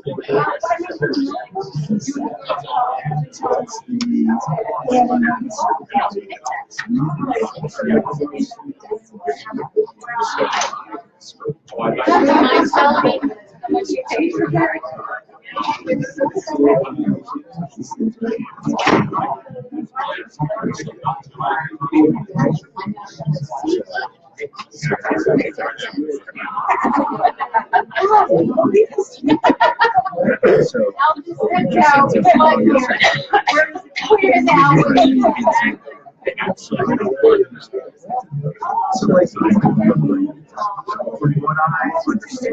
They have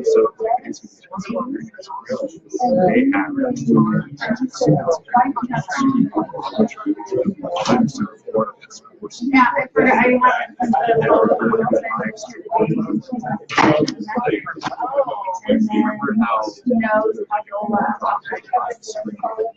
based on that's what roasted in my ketchup. he wants to know if your man aggressive, right? Yeah. If we just piggyback we can share it. So first time, so we would have to share it. So for example, like you have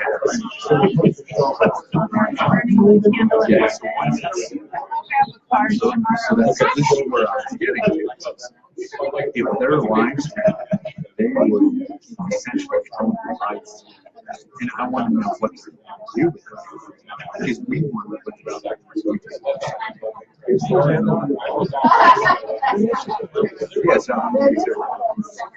Yes, I mean, we want ownership of our street. That's right.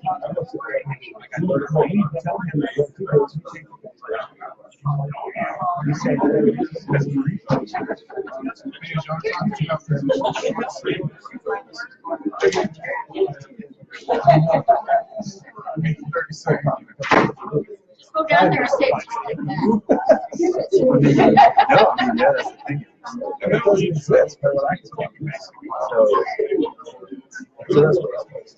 So I was just like, yes, I mean, you could always reshare. But in this case, like they went out there. We don't. So that's what I was getting to. More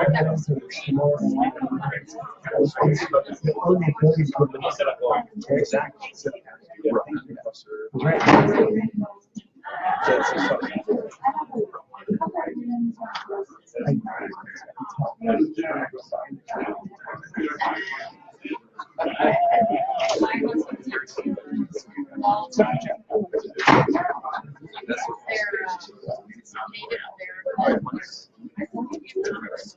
Oh yeah.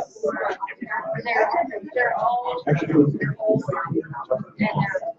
So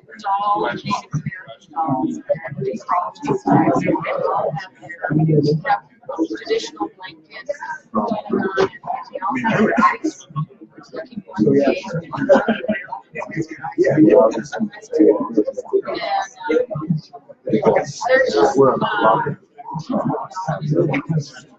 Anyway, so that's like his thing.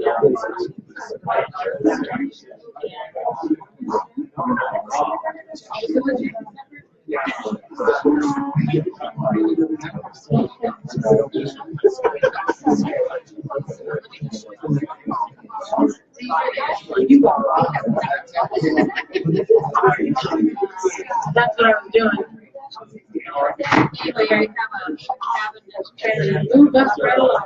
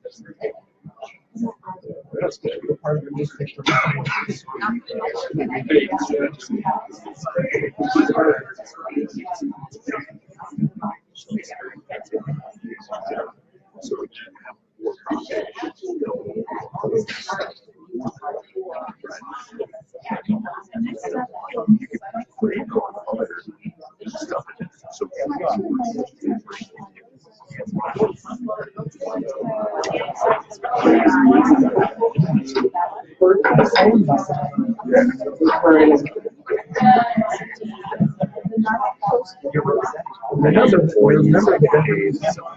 Yeah,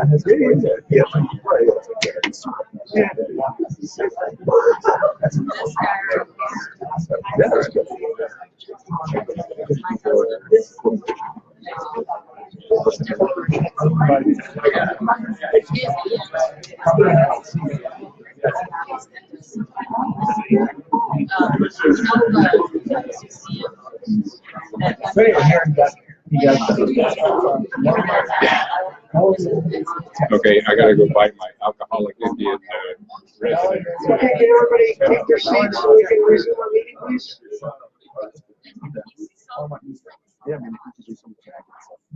So when she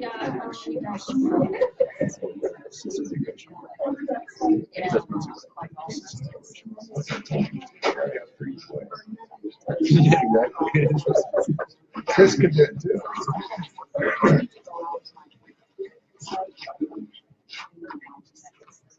Okay, I guess we're ready to go. Okay, Mayor. So you have heard from us in the past how many positions that we have budgeted new FTE in this budget, and because it is a fairly large amount, and we have not been in a position to be able to add this number of new positions for quite some time, we thought it was important for you to hear from staff very briefly about each of their positions. So again, it is a total of 17.65 new FTE, and of that, 12.9 are in the general fund, 1 is in the public safety fund, and then we have another 3.75 that is split across the funds within public works and natural resources. So Sandy is going to speak to you about the first ones. Mayor Coombs, members of council, Sandy Cedar, Assistant City Manager of Shared Services. You're going to see a couple themes in the requests that we have for FTE this year, and many of those are really around new technology. So we have a couple of large projects. Certainly the records management system in public safety is one large project that you see a couple of these FTEs with, and the other one is the CIS project, where we were talking about the utility billing system and a new billing system for them. So I'm going to go quickly through these. For ETS, we have a couple of different positions. Part of it is that we have a 3/4 time administrative analyst right now, that we are asking to put to full-time, essentially because we now have a whole generator program that supports the brand new network that we just put into place last year. So we'd like to keep that up and running so that she will be the one that manages that system. The next one that you see is a technical project manager in ETS. There's 2 of these that are in the budget. One is ongoing, and this is for the billing system. The other one is a term limited position, and that's for the records management and police, courts, probation, prosecution systems, and fire. I want to get fire. The next one is the administrator one in enterprise technology services. This is a system admin. We do have 2 current PC specialists that essentially deal with hundreds and hundreds of computers all the way across the city.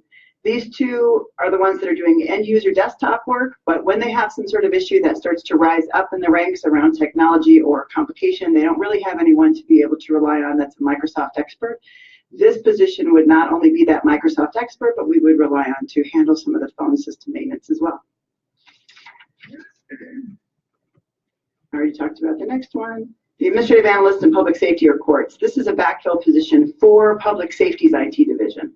So as they are implementing their systems, this is the position that will help to kind of backfill the work that they are doing today. The billing system, we also have a couple other positions in the billing system. Customer service representative. This is not only because of added services, we've added composting and Nextlight, and we've also added a whole lot of residents. And so this position would actually account for that growth in utility billing folks. We're up to 44,000 bills that we send out every single month. And then the last one, the digital media specialist in the city manager's office. So I'm sure you've noticed the rise of social media has been crazy, to say the least. And so not only are we taking a look at what kinds of things can we respond to quickly and making sure that we're being responsive to customer complaints and requests for information, but also how can we now take this further and continue to strategize. This position may be a social media person, it may be partially social media or some sort of coordinator as well. And so we're kind of taking a look at what does that look like to centralize communications and to be able to provide that service in social media. Those are all the shared services positions. Turn over to Karen. Any questions? All right. Mayor and Council, Eugene May, City Attorney. The City Attorney's Office is requesting a half-time administrative assistant increase in the prosecutor's office. This really addresses sort of 2 needs or issues that have arisen. One is chronic, where the prosecutor's office has been at the same size for nearly 2 decades, where caseloads are increasing at a very high volume, very high pace. Fortunately, our current prosecutor and administrative assistant over there have been working together and are very efficient. But the workload keeps increasing, the resources haven't. The second reason why we're requesting it now is that the new judge has instituted a lot of new procedures, which is creating a lot more work for not only the prosecutors, but also the municipal court staff. 2 things come to mind. One is the contract with the CU Law Clinic, a lot more court-appointed counsel, a lot more motion practice. Also, the judge has instituted new procedures like pretrial conferences, witness lists, other things where Rod really needs additional administrative support or else he ends up doing it. The reality is the prosecutor's office is a full-time business, but there's only a part-time admin assistant. So getting the admin up to full-time will free up Rod to do more attorney work more efficiently, provide better service over the courts.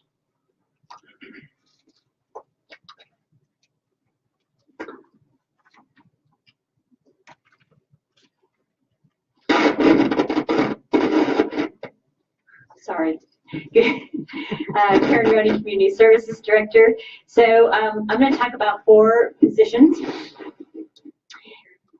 And you just whack it.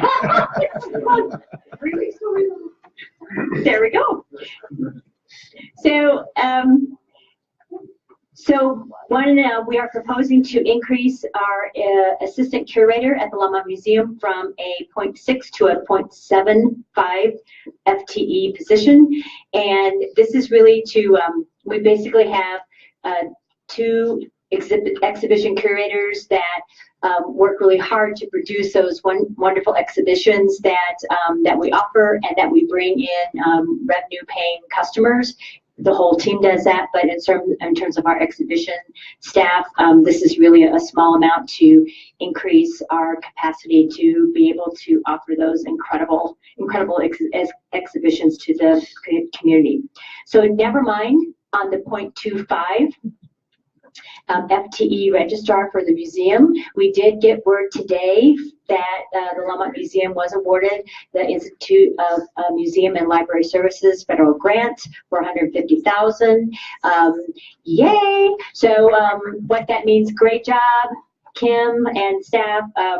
So what that means is that we will be able to fund the increase that registrar position to full-time in 2018, as well as hire temporary staff and purchase shelving, so that not only can we move the items from our offsite collection facility into our new facility, that will have a place to put them, and that we will have people to manage that whole process and make sure everything is cataloged correctly. So yay for that. We do not need that position.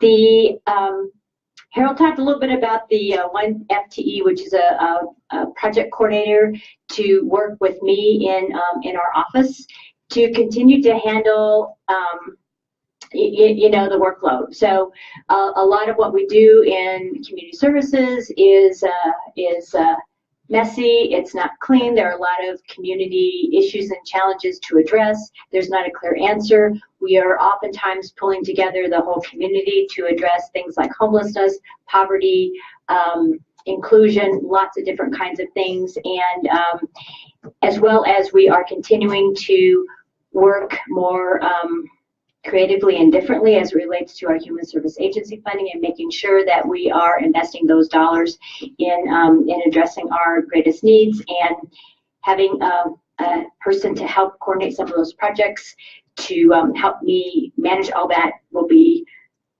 much appreciated. And then finally is that we are proposing an FTE for public relations and marketing for our department. Right now we have 3 part-time and including 1 term limited position that is supporting recreation, the museum, the library, and senior services, for really making sure that most of those divisions have revenue generating requirements. The library really counts on their web work as is kind of their default branch library. There's lots of ways we need to get out to the community to let them know what resources are available. You don't have to walk into the library necessarily.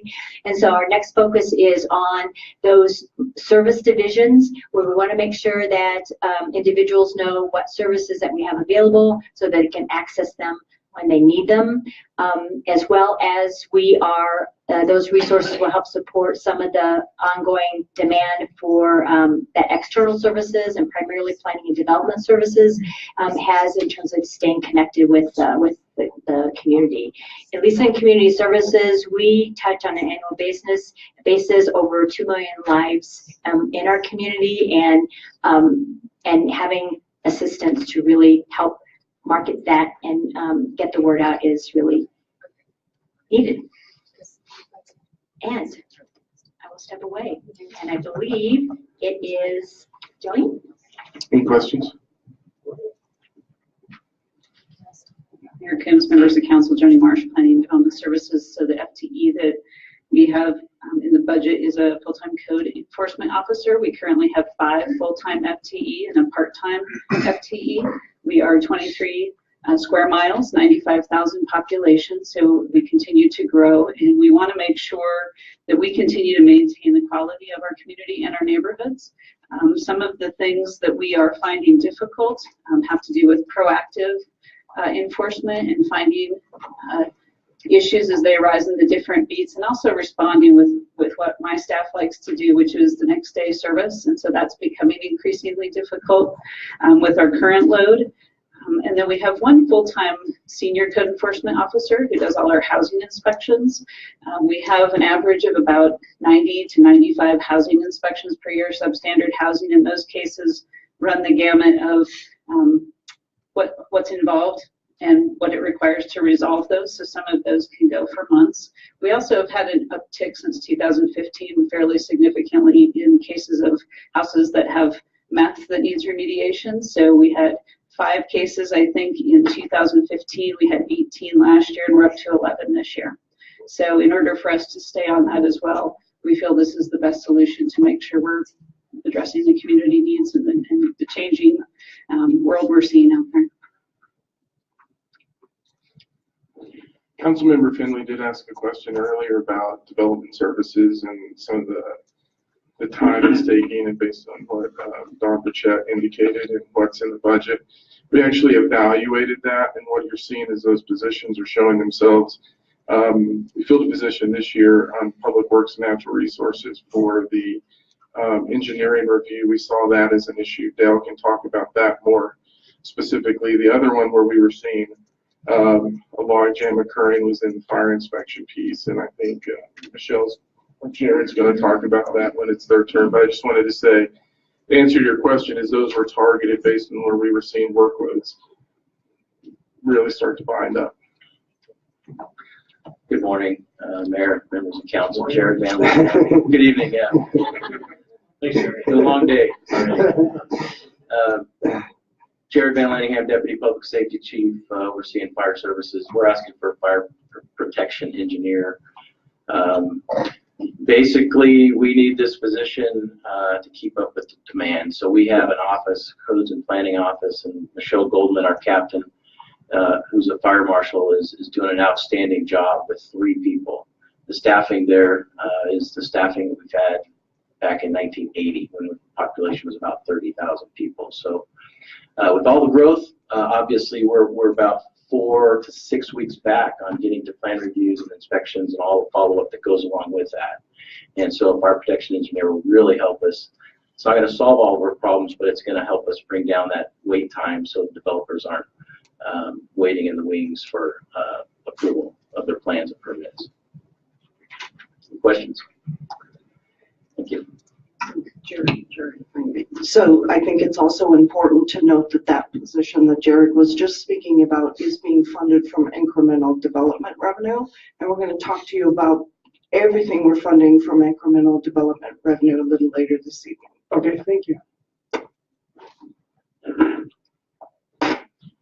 Mayor Combs and members of council, Dale Rademacher, General Manager, Public Works, Natural Resources. We actually have 8 pieces of positions. They tally up to about 5.5 FTE equivalents.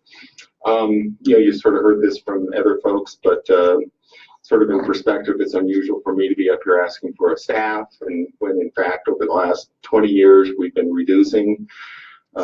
As a perspective, in 1999, had our department been formed the way it is today, in other words, the same services, we have 264 staffing equivalents.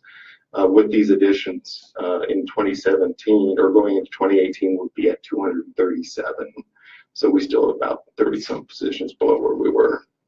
Obviously, that's due to a lot of automation, a lot of consolidation, a lot of cross-training that we've done with our staff. So the first one I'm going to talk about quickly is a EAB, Emerald Ash Borer Arborist Technician. As you know, Longmont is being impacted by the Emerald Ash Borer.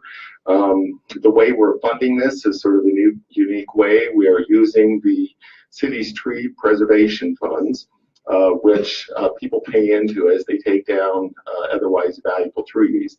One of the biggest sources of revenues for that right now is the Resilient St. Vrain project, as we're working up the St. Vrain. And so we are following the code, just like every developer would, and paying into that fund. And it is going to be able now to fund this additional position over in forestry for a number of years.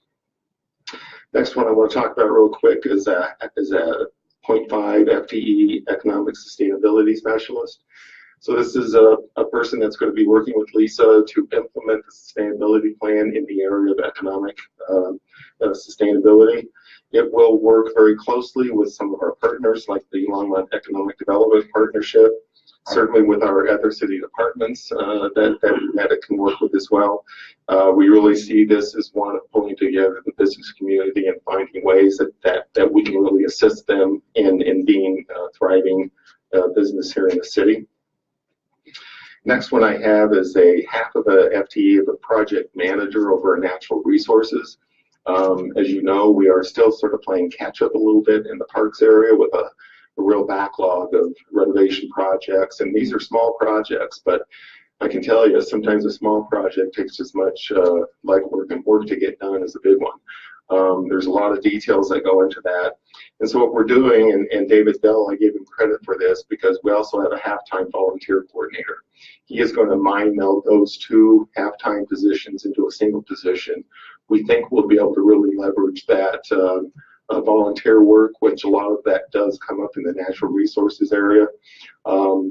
And, you know, I think we ought to report back to you guys on how well that works, because I think it will be fairly easy for us to quantify the dollars that are saved by using volunteers more effectively in our community. You know, Longmont really is a community of people that want to help. But if you can't organize it, you can't get them to be doing you know, really effective work, then it's just sort of you know, it's a lost opportunity. So we're hoping that that will really pay for itself as well. Over in the water quality lab down at the wastewater treatment plant, we're adding a half of an FTE to a laboratory technician position. We currently have a half-time, so we'll be taking that to a full-time position. That is really in response to the new regulatory requirements and the additional testing that we're able to do. And keep in mind, our water quality lab doesn't look at just the wastewater system. It looks at wastewater, water, stormwater, and our watershed. And so we have our lab working in all these different areas. Next position is really sort of an interesting one. It's a half of an FTE in a neighborhood resources specialist. This also is tying in with our sustainability efforts, but it's partnering with community services. Right now, they have a half-time neighborhood resources individual, Wayne, that's really doing good work and is really embedded in the neighborhoods and knows them well. He's interested in going to full-time, and so we're going to work together with community services to partner on that in order to build additional capacity in these neighborhoods to deal with underserved folks in our community, barriers to participation in city programs and how they can be part of our community. It'll also help us, I think, on a higher levels, just overall community engagement and really getting tied into the community. So we're looking forward to partnering with community services on that.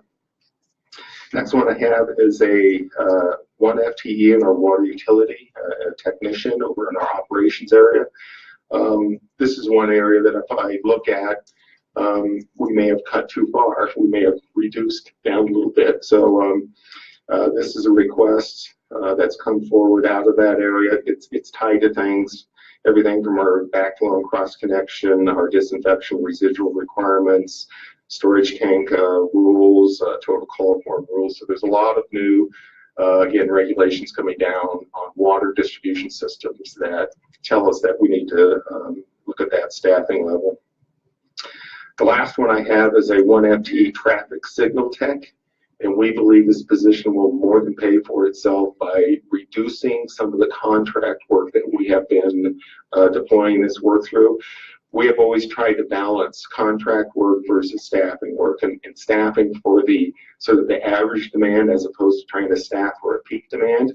What we have found out is we believe we have steady demand work in this traffic signal area with the additional signals coming in and the new technology coming on board to more than pay for this position. And so we have reduced out of our 250 accounts amounts equal to or greater than this budget request. And as Harold mentioned, we city manager, he did approve a position over in civil engineering, primarily to deal with development activity and work. And it also tied in nicely with our ability to get underway with some additional work over in the oil and gas area where we have Jason Elkins. Jason came down and talked with you a little bit. We have pulled him to take roughly about half of his time to work on the existing oil and gas wells, plugged and abandoned wells of the city. And so we had to get staff resources in line to do that, and we backfilled that with another position over in engineering.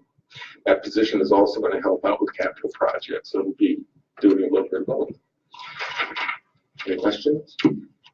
Councilmember Finley. Thank you, Mayor Coombs.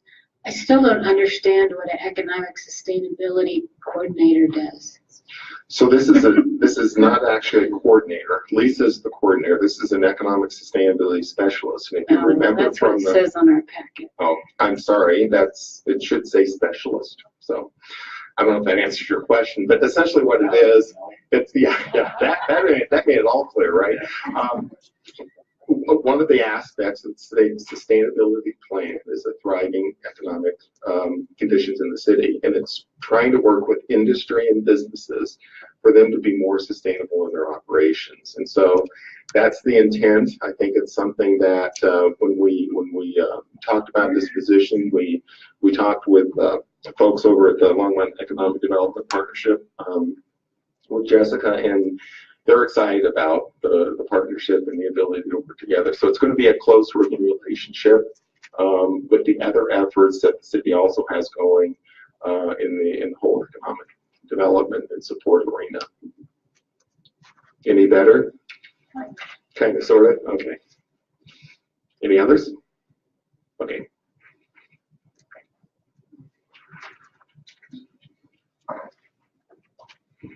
The last one is the communication specialist for public safety. And what we really found, and if you remember when we talked to you all about the public safety sales tax, there were a number of positions that were focused on that. That's the 911 dispatch area.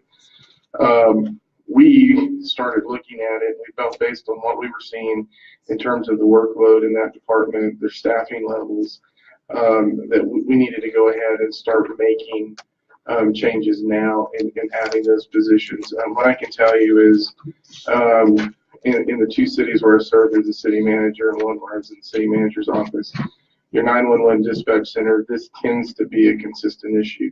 Those positions are high stress, high volume.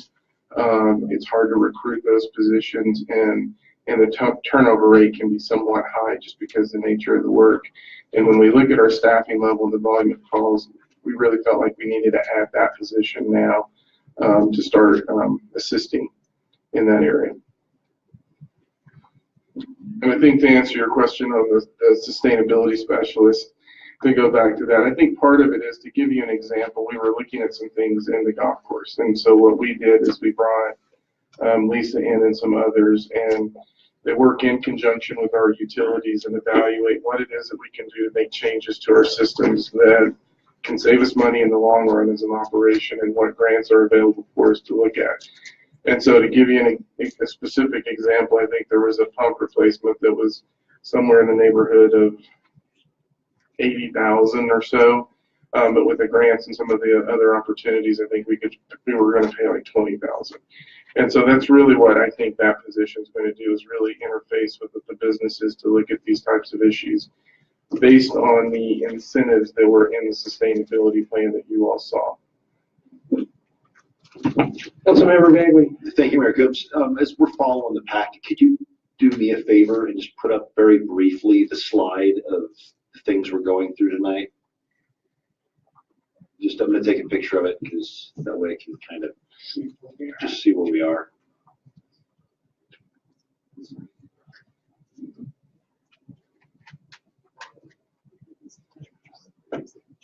That one right there. Thank you. Thank you.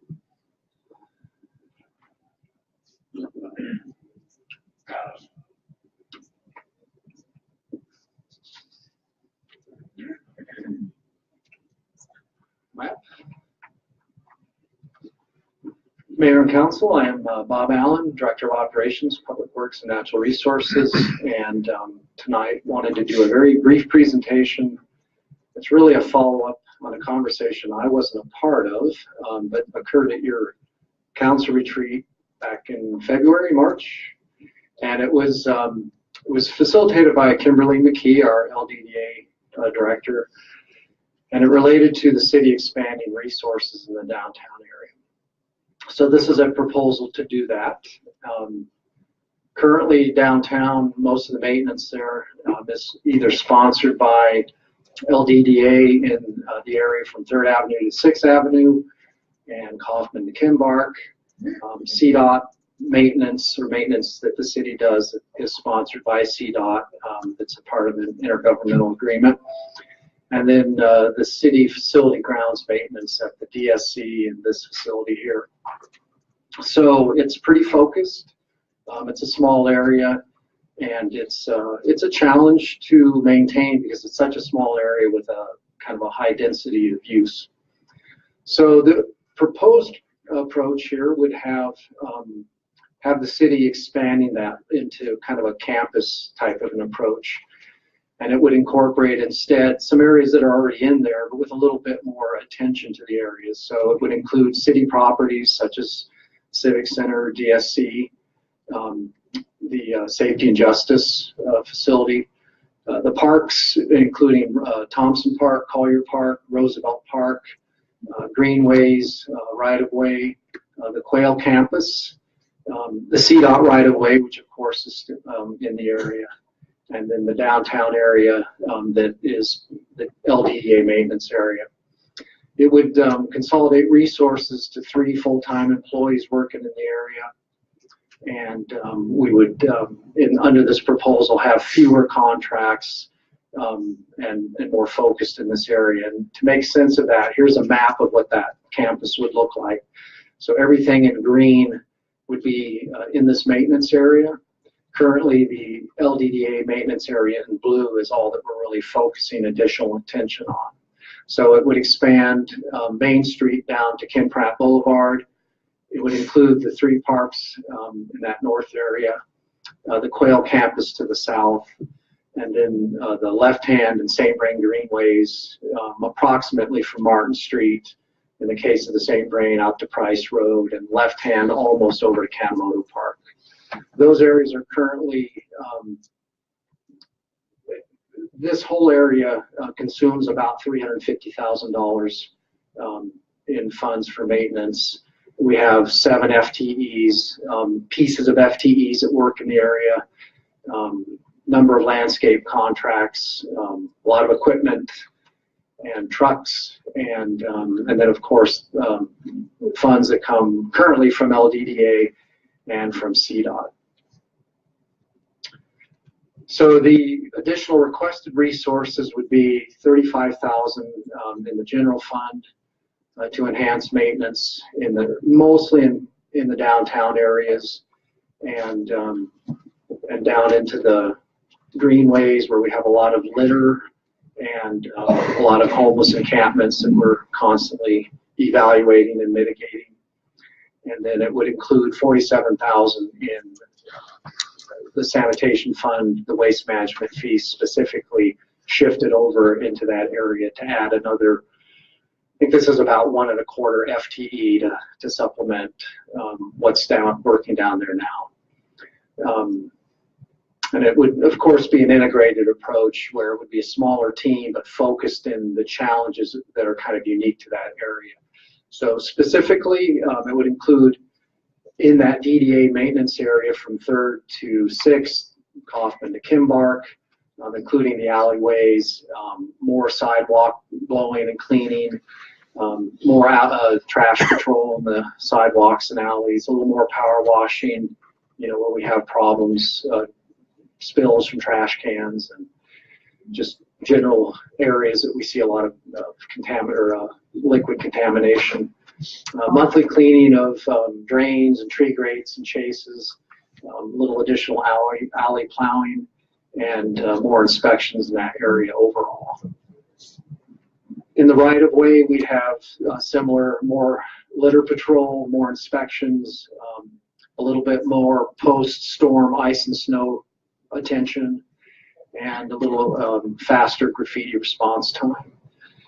In the greenways, this is an area where we're really seeing a lot of growth in maintenance requirements, and we're really, frankly, having a difficult time keeping up, and it's centered around Main Street where we have the largest problems, but a lot more litter patrol and a lot more graffiti patrol in that area.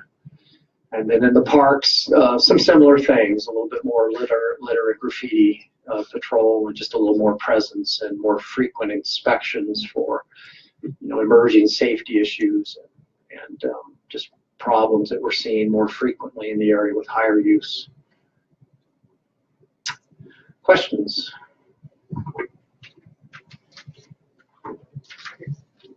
Looks like a good plan to me.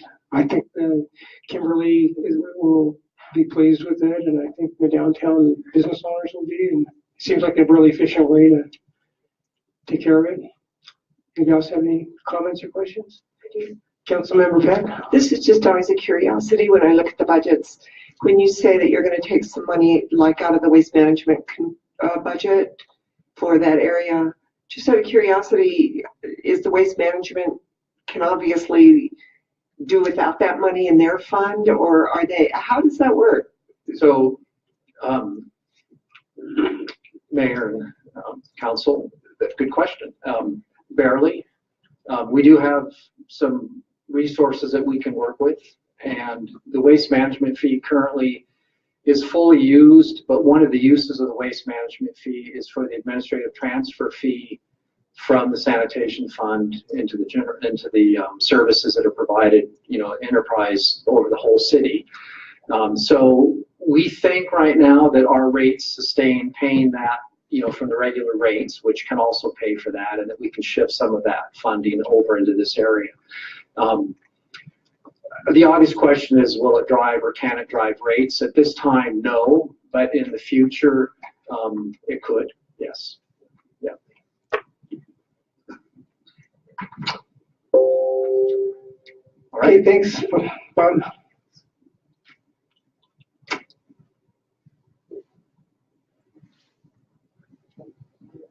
Okay, our next topic is the one-time expenses in the general fund. And we have a total of $2.5 million of one-time in the general fund.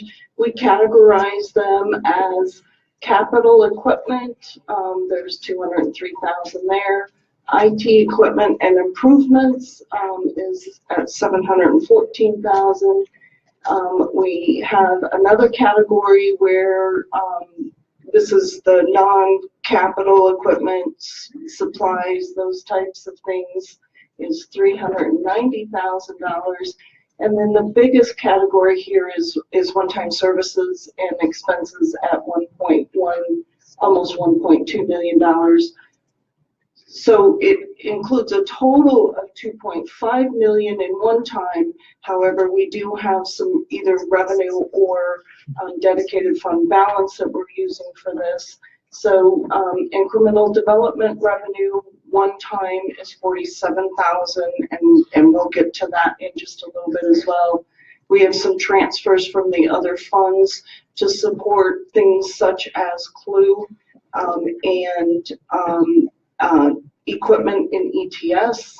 And then the tree mitigation revenue that Dale was speaking about will cover all of the EAB related costs for $208,000.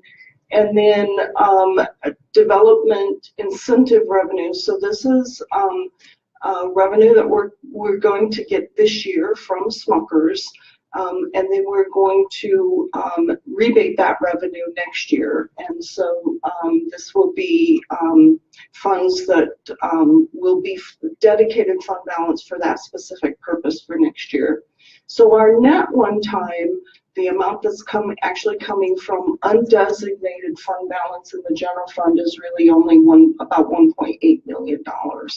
So the next couple slides, I'm not going to go through these in much detail, but I did want to put up here the big dollar ones in each of the categories. So again, this is that capital equipment category.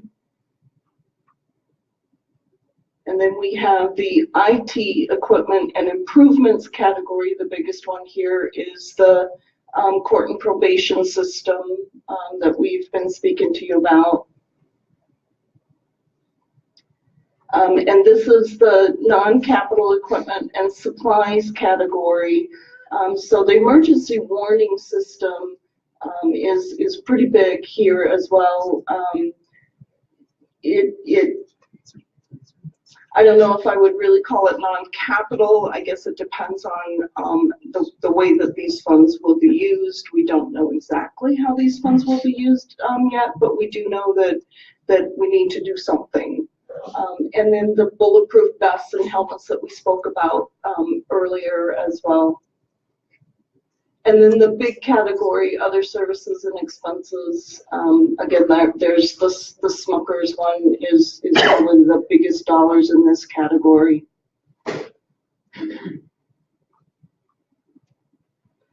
So this doesn't include all of the items that are funded one time. Attachment J in your packet is the complete list. Questions on the one time? Okay. So everybody's clear on the Smuckers. It's not money that we're using from our coffers. They're literally paying it. And because of our ordinances, they pay us and we pay them back. So that's based on the incentive agreement.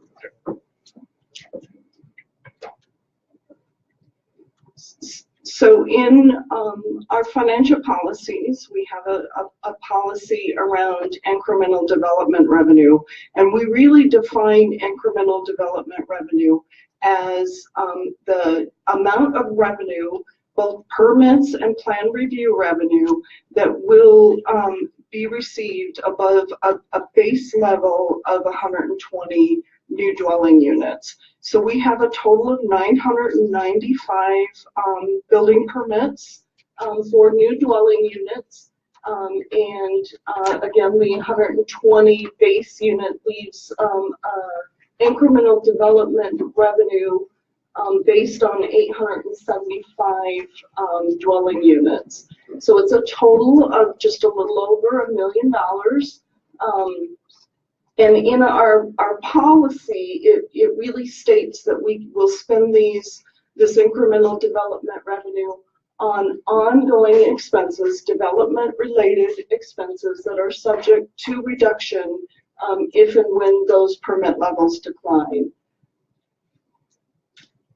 So this is a little bit hard to read, and I apologize for that, but what I wanted to try to show you is what we are spending this $1 million on, and it really does go back a few years because we have been spending these dollars, incremental development revenue dollars, over the past few years on ongoing position-related things, costs. Starting really in the 2015 budget. And so each year we have added some additional fixed term positions with this incremental development revenue. And so far we have been able to sustain that same number and add additional FTE funded from the IDR. The new position that we spoke to you about a little bit a while ago was the fire protection engineer. So that's the one Jared was talking about. We have some other ongoing costs that we are funding as well, just some incidental costs that are really related to the development process. So in total, $981,000 of the $1 million is being spent on ongoing, I guess I would say, related items. But again, they are subject to reduction when that revenue dries up. There is another $47,000 that is truly one time. So this is a purchase of a vehicle, those types of things. So Joni is here if you have questions, specific questions on any of these items. Okay. So, Joni. Is the airport next? Oh, I'm sorry. So we did want to talk to you really briefly about the airport fund. And on page 189 of your proposed CIP is a fund statement, 5-year fund statement for the airport fund. We did talk to you last year about the airport fund and our challenge really in generating enough revenue to be able to do capital improvements, to come up with the funds, the matching funds to do capital improvements at the airport fund. One of the options was to reduce the administrative transfer fee.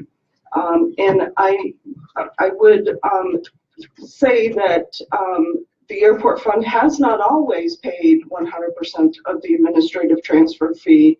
In fact, in 2009 and prior, it really only paid 25% of the calculated fee.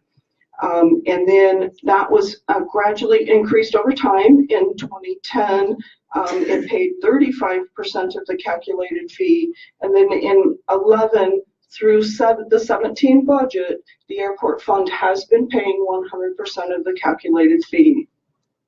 So just for the record, the administrative transfer fee is a fee that our utility and other major operating funds throughout the city pay to the general fund for costs that are borne by the general fund that are either exist entirely or partly to provide internal support to the organization. So things such as divisions within shared services, ETS, accounting, budget, those types of things, human resources, the city attorney, the city manager's office. So they all provide support to all of our other major operating funds, the airport being one of those. And so these fees are really designed to recoup some of the costs associated with that support to those other funds. And so in our proposed 2018 budget, we are proposing to reduce the administrative transfer fee that the airport will pay to 50%. The calculated ATF for the airport for 2018 is $187,948, and 50% of that is what we included in the budget in the airport expense. So that's $93,974. And the impact, the result of that is that fund statement does show that we will generate some additional revenue within the enterprise, within the airport fund to assist in additional capital expenses. One of the things that we skipped over when we were talking to you about our CIP projects was the airport CIP. And so David is here this evening to talk to you briefly about that. Good evening, Mayor and Council. I'm David Slater, Airport Manager. So there are two items that I had presented for budget request. One of those items was specifically to match the FAA grant funds. All of those funds come directly out of the airport fund, and those matching funds do. And so our share for 2018 would be $20,000. And then I made a capital request also with airport fund money for snow equipment for $10,000. Those are the only two items that I have to present to you tonight, specific to the budget presentation. Councilmember Christensen.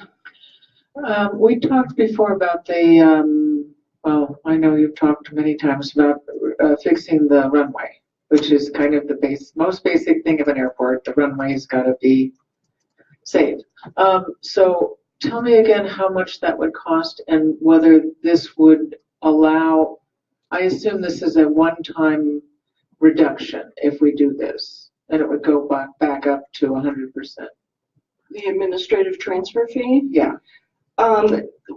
That is a council decision, but the way that we are showing it in that fund statement in the CIP is an ongoing reduction of 50% over those 5 years. And what happens after 5 years? Oh. Well, we could decide to increase it back up again or to continue to leave it at the 50%. Okay. So how much would it cost, David, for the the airport runway to be repaired? Mayor Coons, Councilmember Christensen, so the issues that we're dealing with along the runway are the excessive drops off. Yeah. We have programmed approximately $300,000 for that in 2019. That doesn't include other taxiways that need to be completely rehabbed. We're using most of our funds for maintenance and repairs to address the issues, kind of as a Band-Aid. But ultimately, that's just kind of helping us limp along until we do get the funding that's necessary to do a full repair. And there are several of those areas out there that we have needs for that are not currently funded. So would the FAA help with any of that repair of the runway? Yes, ma'am. That is an eligible project. Unfortunately, a lot of the projects that we have that are unfunded needs, even with the runway safety areas, that's programmed for 2019, and it's based off of the funds that are locked in and how it's prioritized once it's submitted.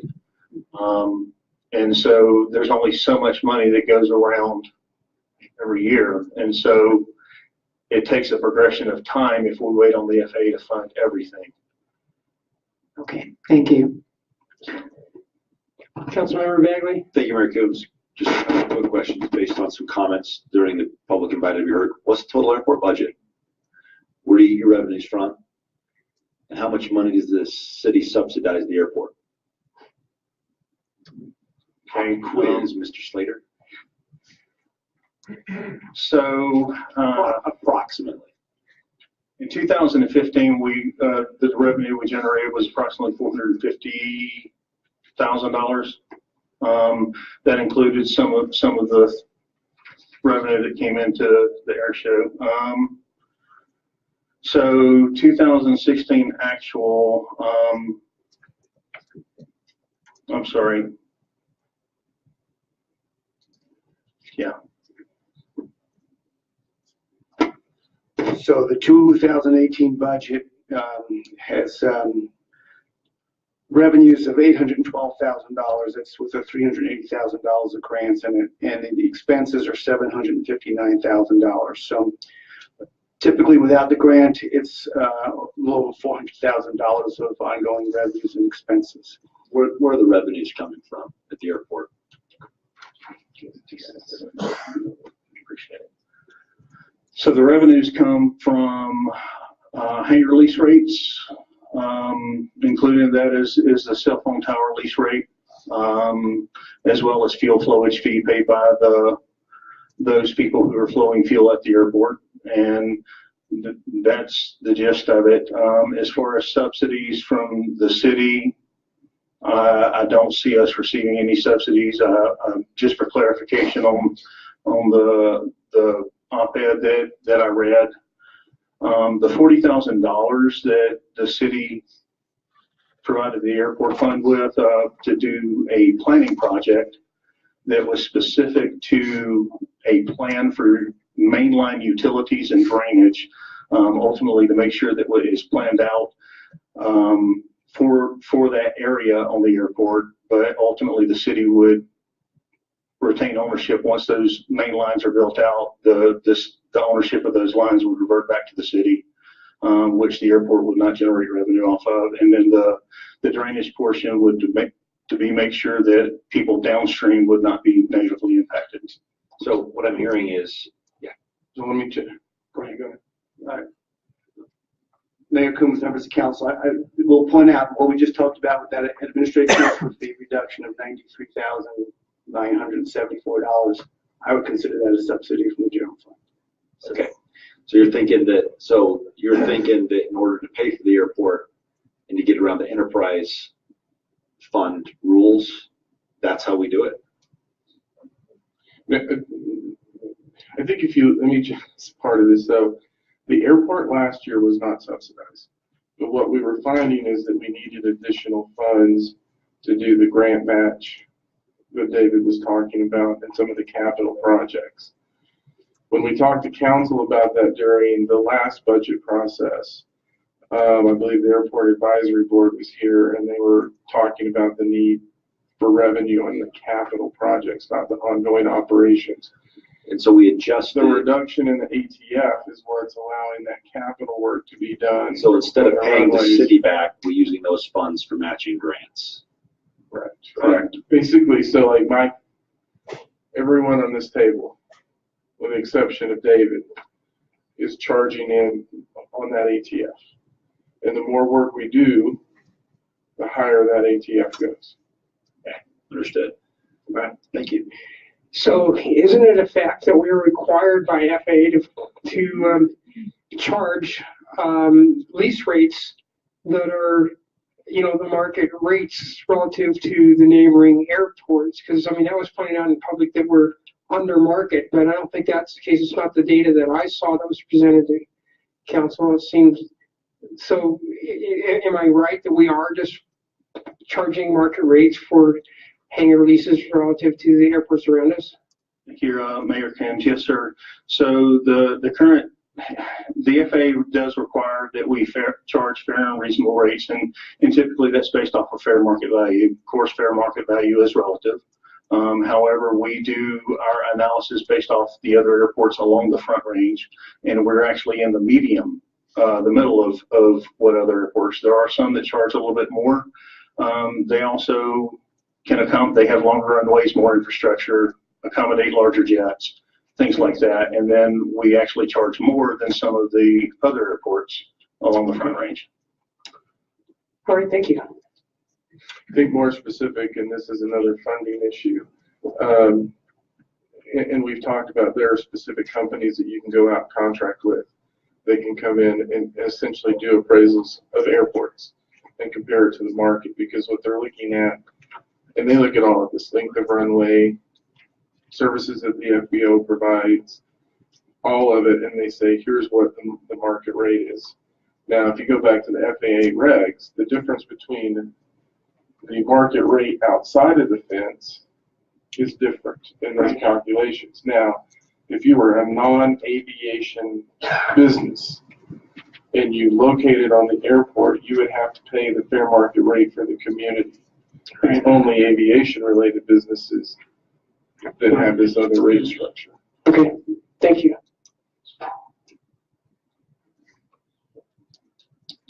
All right.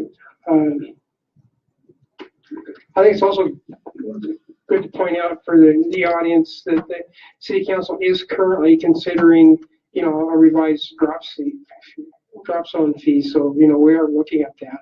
So we're not ignoring that or sweeping it under the table. I mean, it's something that's happening. And just FYI, I have meetings set up next week. David and I have meetings set up next week for that discussion. Okay. All right, okay. Fee increases. So included in our 2018 budget is an average increase of 9% in the water rates, and this was previously approved and codified by City Council. What is not included, though, is the sewer rate increase of 3% that you all discussed in August. The timing did not allow for us to include that in the proposed budget for you. However, we will be including those fee increases, that sewer fee rate increase, and we will bring that information back to you. You will be adopting that sewer rate increase by ordinance, and it will come to you with the budget ordinances in October as well. So we will bring details back, the total dollar revenue impact back to you in the next council meeting. So we do have rate increases, fee increases in recreation and Union Reservoir that we wanted to speak to you about this evening. So Jeff Friesner is going to talk to you about the recreation fees, and then Dave. Councilmember Peck. Sorry, Teresa. Thank you, Dennis. Going back to the water fee increase of 9%, I need this clarified. Forget Windy Gap. We went up 9% in January of 2017, correct? Come on, I have Barb come down and clarify with you.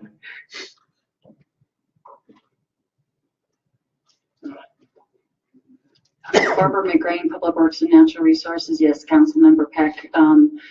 It went up 9% in January of 2017, and it's programmed to go up 9% in 18 and 19 as well. It was codified a few years back, and we did a 5-year schedule. So it goes up, it's compounded then? Yes. Thank you very much. That's what I wanted to know. Councilmember Bagley? Thank you, Mayor Coombs. I know the answer, but I ask questions because you guys know more than me, and it sounds better coming from you guys. But I guess, why did we increase rates? Because I think that as I read comments in the paper and talk to people, people tend to forget. But my understanding is, one, there was an unfunded mandate from the feds that said we had to upgrade our water treatment plant. And then we have a 60 to 70-year-old water and sewer system that needs replacing. So, Mayor Coons and Councilmember Bagley, so the last time when we looked at our water fund, we had a whole new capital plan and we had a financial plan that was associated with that. And there was $50 million worth of capital work that needed to be done in the 10 to 20 year time frame. Plus we have ongoing just regular labor increases. And so those 9% rate increases that I just spoke about with Councilmember Peck were all rolled into this financial plan. So it's capital, it's ongoing operations, it's new regulations, it's a lot of things. Okay, thank you. Okay, so recreation fees and Jeff Friesner. 200 million. I was off by factor of 4.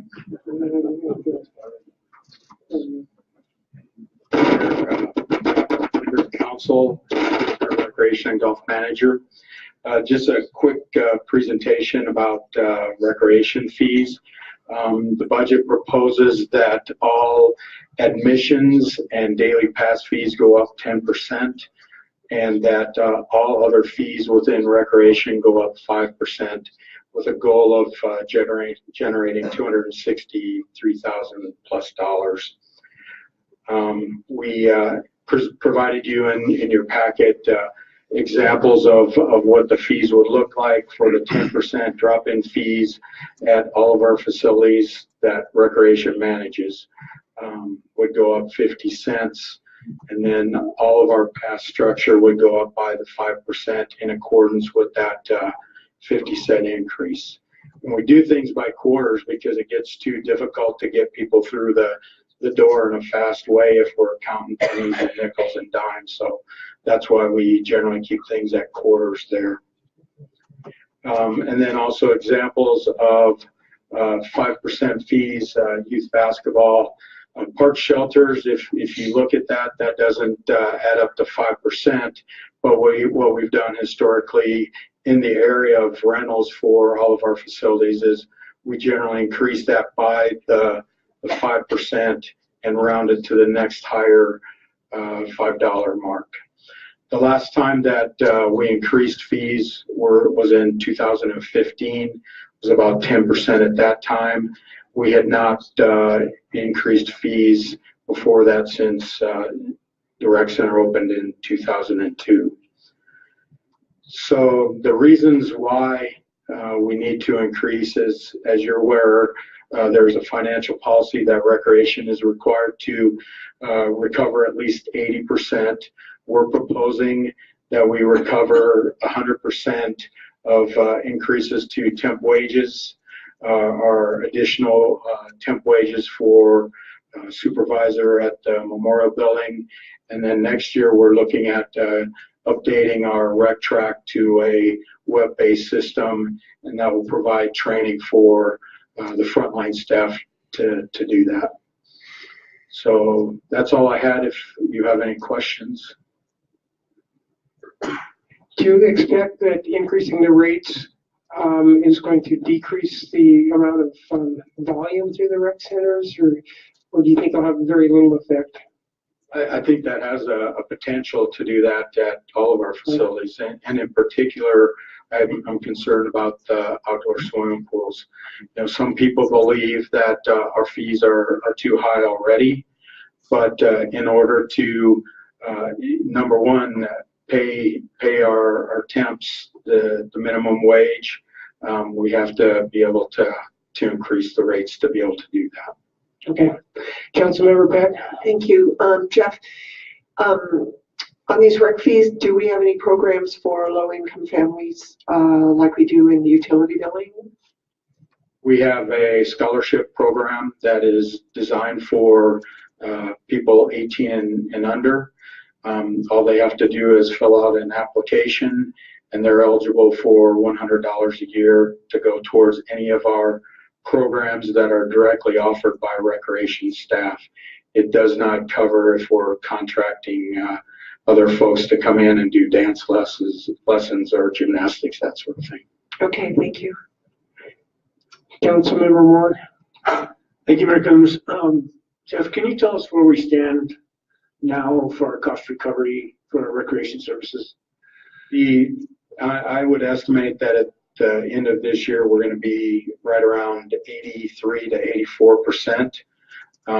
That is lower than we've been for a number of years. I think that what we are starting to see at the rec center is that people believe, and we are experiencing, that it's too busy. And during the busy time of the year, New Year's resolution time from January to April, people are showing up, and it takes longer to get on pieces of equipment, and they're choosing to go elsewhere. Of course, in April, our numbers go down just because the weather gets nicer. But there still is that belief that the rec center is always too crowded. And I'll tell you that in my communication with other people that run rec centers, I think that our rec center is probably one of the busiest in the state, that our community really seems to appreciate what we are offering there. And I think it says something about the staff and the work that they do also. Councilmember Christensen? Do we have a lot of bike racks there? At the rec center? Yeah. Well, there are a few. I don't know that I'd say a lot. There's a art piece that's a bike rack that I would say 10 bikes could maybe go be parked there. Yeah, I know a lot of people say, oh, I can never park there, so I just don't go. Well, you know, if you're trying to lose weight and get in shape, bike there, don't drive there. That would make it a little bit nicer. I see the need to, and I think these are mostly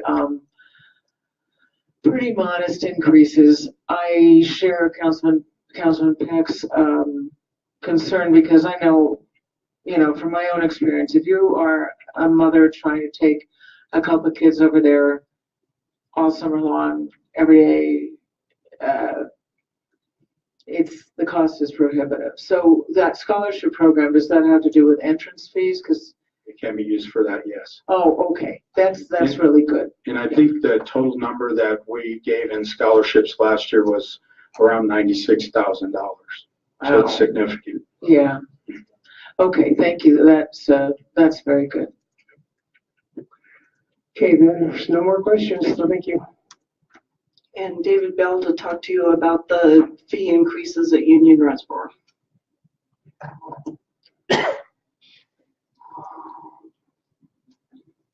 Thank you, Harold. Good evening, Mayor, Council members. I'm David Bell, Natural Resources Manager. I'm here to talk about Union Reservoir, and everyone's saying we want to do it quick, and I'd like to do it quick, but I realized putting this packet together, we're asking you quite a few things as far as fees and combinations of fees, and also the yield camping. So I'm trying to get through it fairly quickly, try to keep it simple, be here for questions for you, and I also have John Grimm in the audience, who's our Senior Ranger Audit at Union Reservoir. He's been there 25 years, so anything I can't answer, I'm sure John will be able to help answer for us. So this is kind of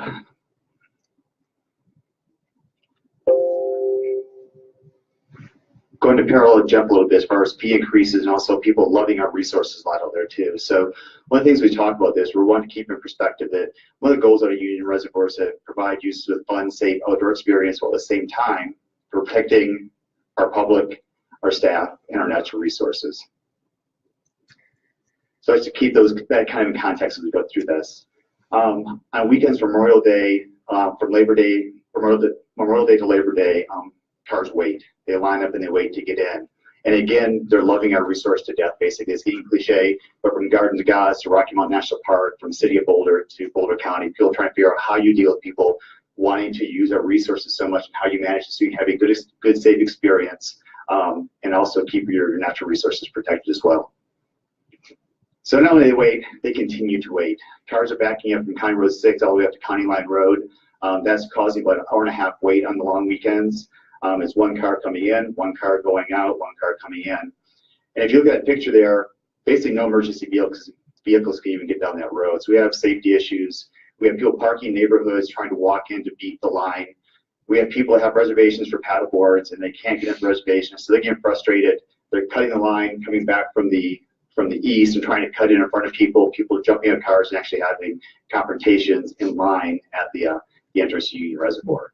So again, these are the things that we're trying to address. So as I talked to Pratt, as residents of Longmont, they were really looking at how do we kind of address some of these overuse issues we have. So with our proposed Union Reservoir fees, I want to keep in mind again that we are right now getting about 150% cost recovery. So why do we want to increase the fees? We want to bring our fees into alignment with other agencies along the Front Range, help manage visitor use and address some of the carrying capacity issues, provide increased opportunity for Longmont residents, and provide additional revenues that could be used at the reservoir for needed infrastructure improvements. And this is something that I started talking to Dale and to Jim about as far as if we're getting 150% cost recovery, are there ways that we could look at that, some offsetting revenues? So some of the day-to-day stuff that John needs out there, could we look at some of that in the future? So again, we're just going to have this conversation. It won't be anything we're asking you to look at tonight, but just want to make you know that I'm thinking about that.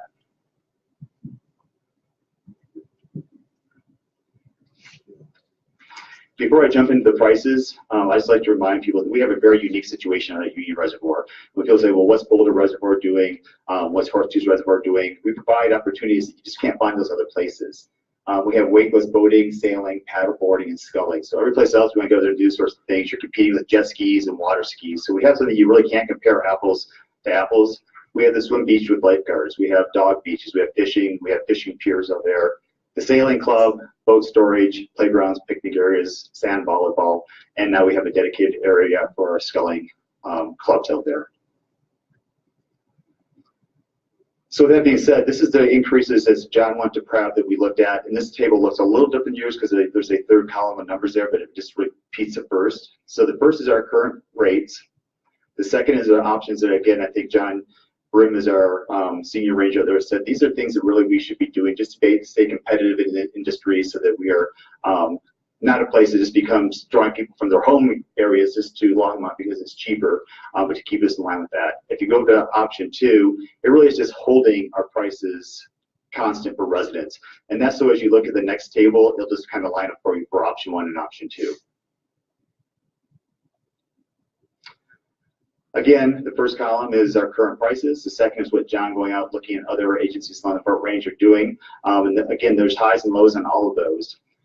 As we take this to Pratt's real recommendation was really let John set the fees. You know, there's too many variables here. There's too many options. I think we should let him do what he'd like to do. We came back and talked with his staff and said, we still think it's something where we're really not trying to recover maximum cost recovery here. We think something should be bring back to this body and help make that decision and doing it through this process. So they really kind of gave us the feeling though that they feel our fees are lower than they should be. They should be raised, but how much was something they weren't quite comfortable saying that they should set that rate. They did talk about increasing non-resident uses by 100%, so doubling the fee for non-residents to try to dampen that use from those non-residents. So this now gives you that option of keeping the same, going up by about 55%, or doubling it. And I say about 55, as you look at the bottom, and you look at daily vehicles and walk-ins and bikes, those aren't different between our or differentiated between our residents and non-residents. And again, the lines are so long, it's so hard for John and his crew to get people to pull out licenses, try to prove their zip code is a Longmont zip code or a Tacoma zip code, or if the guy in the back seat has a Longmont address. So on those daily ones, they just try to keep them moving through. The other thing is we start looking at what we have here in Longmont is the Union Reservoir has no fee for small watercraft, and it provides a weightless experience. So we're seeing the industry standard really is if you have a car tap watercraft like a paddleboard, a kayak, or canoe, there's almost always a fee associated with those as you go to other reservoirs. So we're proposing a daily watercraft fee of $5. A resident can get a season's pass for $20, a non-resident for $40. And again, Boulder's doing the same thing. And again, theirs is not really to generate revenue. It's because they're being just overrun with paddle boards, and they really want to try to control that somehow again. So they're using their costing as a dampening mechanism to try to manage their use at the reservoir. We also, again, through Pratt, talked about the idea of maybe making a little higher fee on the weekends to, again, try to maybe shift some of the use towards the weekdays. And that would be a $12 increase, or increase to $12. The next thing that we have included in the packet you saw is camping. Council last saw this in 2010. They came, they had camping 7 days a week at Union Reservoir. They decided with the cost, kind of the risk out there, that they were going to limit it just to the weekends. So they've been doing that since 2010, but since I've been here working with John and his staff and looking at all the needs we have at Union Reservoir, camping is one of the things that keeps coming up is where is the return on investment and what are we seeing from that and what else can we do with that area? So just to get your bearings, this is you're coming in off of 26 into the main gateway. The little highlighted yellow area to the bottom right there of your screen is going to be the tent camping. It's dry camping. There's no service, no electric. And then if you go up the upper left corner there, that's our RV camping. Again, same thing. There's no pump out station. There's no electricity. It's just dry camping. If you look at that highlighted area and then you look kind of along the beach edge, that's our kind of day use area right now. So that area is a pretty significant size area that's being used to park RVs and stuff on the weekends. And we really think there's some definite opportunities for the area that we could benefit from. So with the increased demand, we think that we could actually reduce it from the current 2 days a week down to eliminate camping. Deal with some of the concerns for safety of the reservoir. Right now we have one temporary ranger that's on from 6 o'clock until midnight. So after midnight, we really have no one on staff out of the reservoir.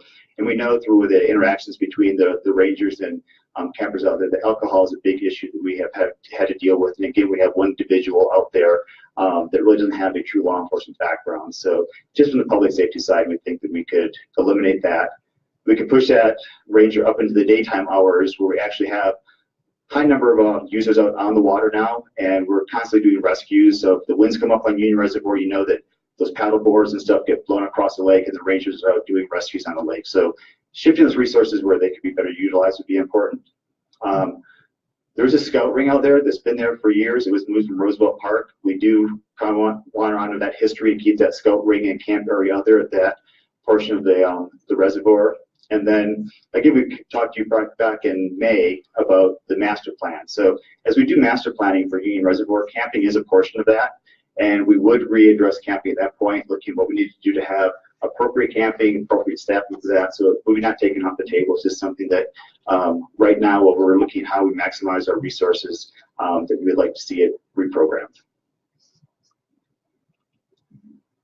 Some of the things we do that would be boat storage, generates revenue. Day use is, I think, where John and his staff would say we just have so many people trying to get in there and use it. We could reduce some of the line by parking some people maybe in that tent parking area or the tent camping area, make that a little bit additional parking for 50 vehicles, and then allow the other site to be used for day use, used for group reservations, additional parking, additional amenities, or any combination of these. So this is where it could get a little complicated if we wanted it to. I can be here as long as you want, but the way I kind of broke it out is that we really had one option that went to Pratt, and that was from John to adjust fees for both the resident and the non-residents and shift those up a little bit. Again, as we talked with Pratt, we talked with staff, we also could hold the residents where they're at and increase non-residents by 100%. And really be able to dampen that sort of non-resident use, hopefully generate same revenues, and provide a better experience for our users. So that'd be the first piece we'd want to talk about. And then again, as you could probably look at, there's probably any combination of those you could look at then too. The additional watercraft fee, we could do that or not do that. Increase the daily weekend fee to that $12. We could do that or not do that. And we could keep camping, and we could reprogram camping. So that is a lot there. I went through it kind of quickly for you guys, but I'm not sure how you want to address these kind of 4 topics.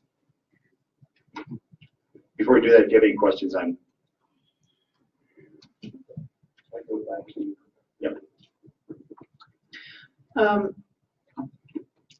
Councilmember Peck. Oh, thank you.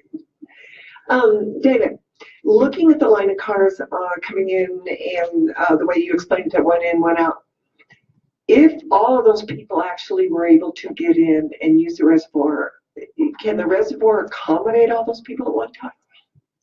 So I think that's one of the things that John looked at. If you kind of split the ability to have some additional parking, maybe get 50 more cars in there, open up that other camping area, that larger RV camping for day use, that provides those picnic tables and shelters. Right now, John was saying that on the weekends, people are getting there in their sleeping bags at 6 o'clock in the morning, grabbing a picnic table and camping out on it just to reserve that picnic table. So that's the kind of demand there are. So we could open up additional areas for the public that does come in. So we probably still have lines on those busy weekends until we get to the full master plan. But we do think we accommodate some of those people coming in the park and give them space so not just piled on top of each other. Because one of the concerns we'd have too was stacking more people in the park without a place for them to be. So my question actually had to do with the amount of people in the reservoir. Even if we got all those cars in there, can we accommodate all those people? So I'm sorry if I misunderstood this. So we can accommodate, I think, along the shoreline, and then as far as the beach, that'd be a question that maybe John might want to look at me and just either come down here or not. But I know right now he's told me on the weekends when it's busy, the beach is basically bodies against bodies standing there. So could we accommodate them all in the reservoir? Probably not. Accommodate them, in the San Valvale area, in the picnic areas, in the reservation areas. I think we'd have some ability to increase that footprint and give people room to spread out. But in the water, it might be a challenge. John, do you want them down?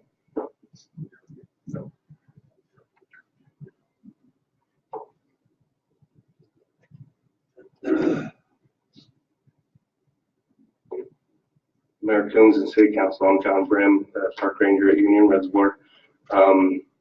As far as getting additional people along the beach area and in the reservoir, we have room for paddleboarders. We haven't reached capacity with the numbers of paddleboarders. The swim beach, we're working with Recreation on expanding the swim beach, so providing a bigger area for folks to come in. So I do believe we would have room. Okay, great. Thanks, John. So my next question, one more, is when is that master plan supposed to be completed? So Mayor Coombs, Councilmember Peck, Kathy Cron's been working on that. Again, we're realizing this is something that's been important to our community, so we're kind of doing it in pieces right now. So we're looking at doing some improvements to the entryway. So one of the things we're looking at to help that line is basically taking season pass holders and splitting them into a separate line so we can move them in quicker. They're not stuck in line. Again, some of these additional parking areas could help with that. But really, we'd be looking at that south trail design, and so the areas on the south side of the park, design in 18, 19 for the build out of that trail. Then we go up to the west side, we'd complete that J trail that the council has talked about over the years past. That would get us to that in 19 and 20, and then probably the full would be out into like the 2021. So tonight, do we have to decide on the camping? I think you can do whatever you like. Whatever. I would like to table that part of it. I don't know how the rest of the council feels.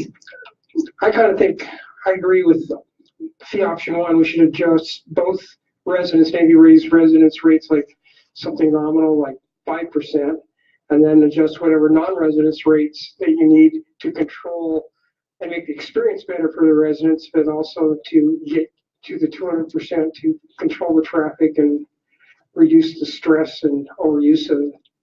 That's my 2 cents. Councilmember Christensen?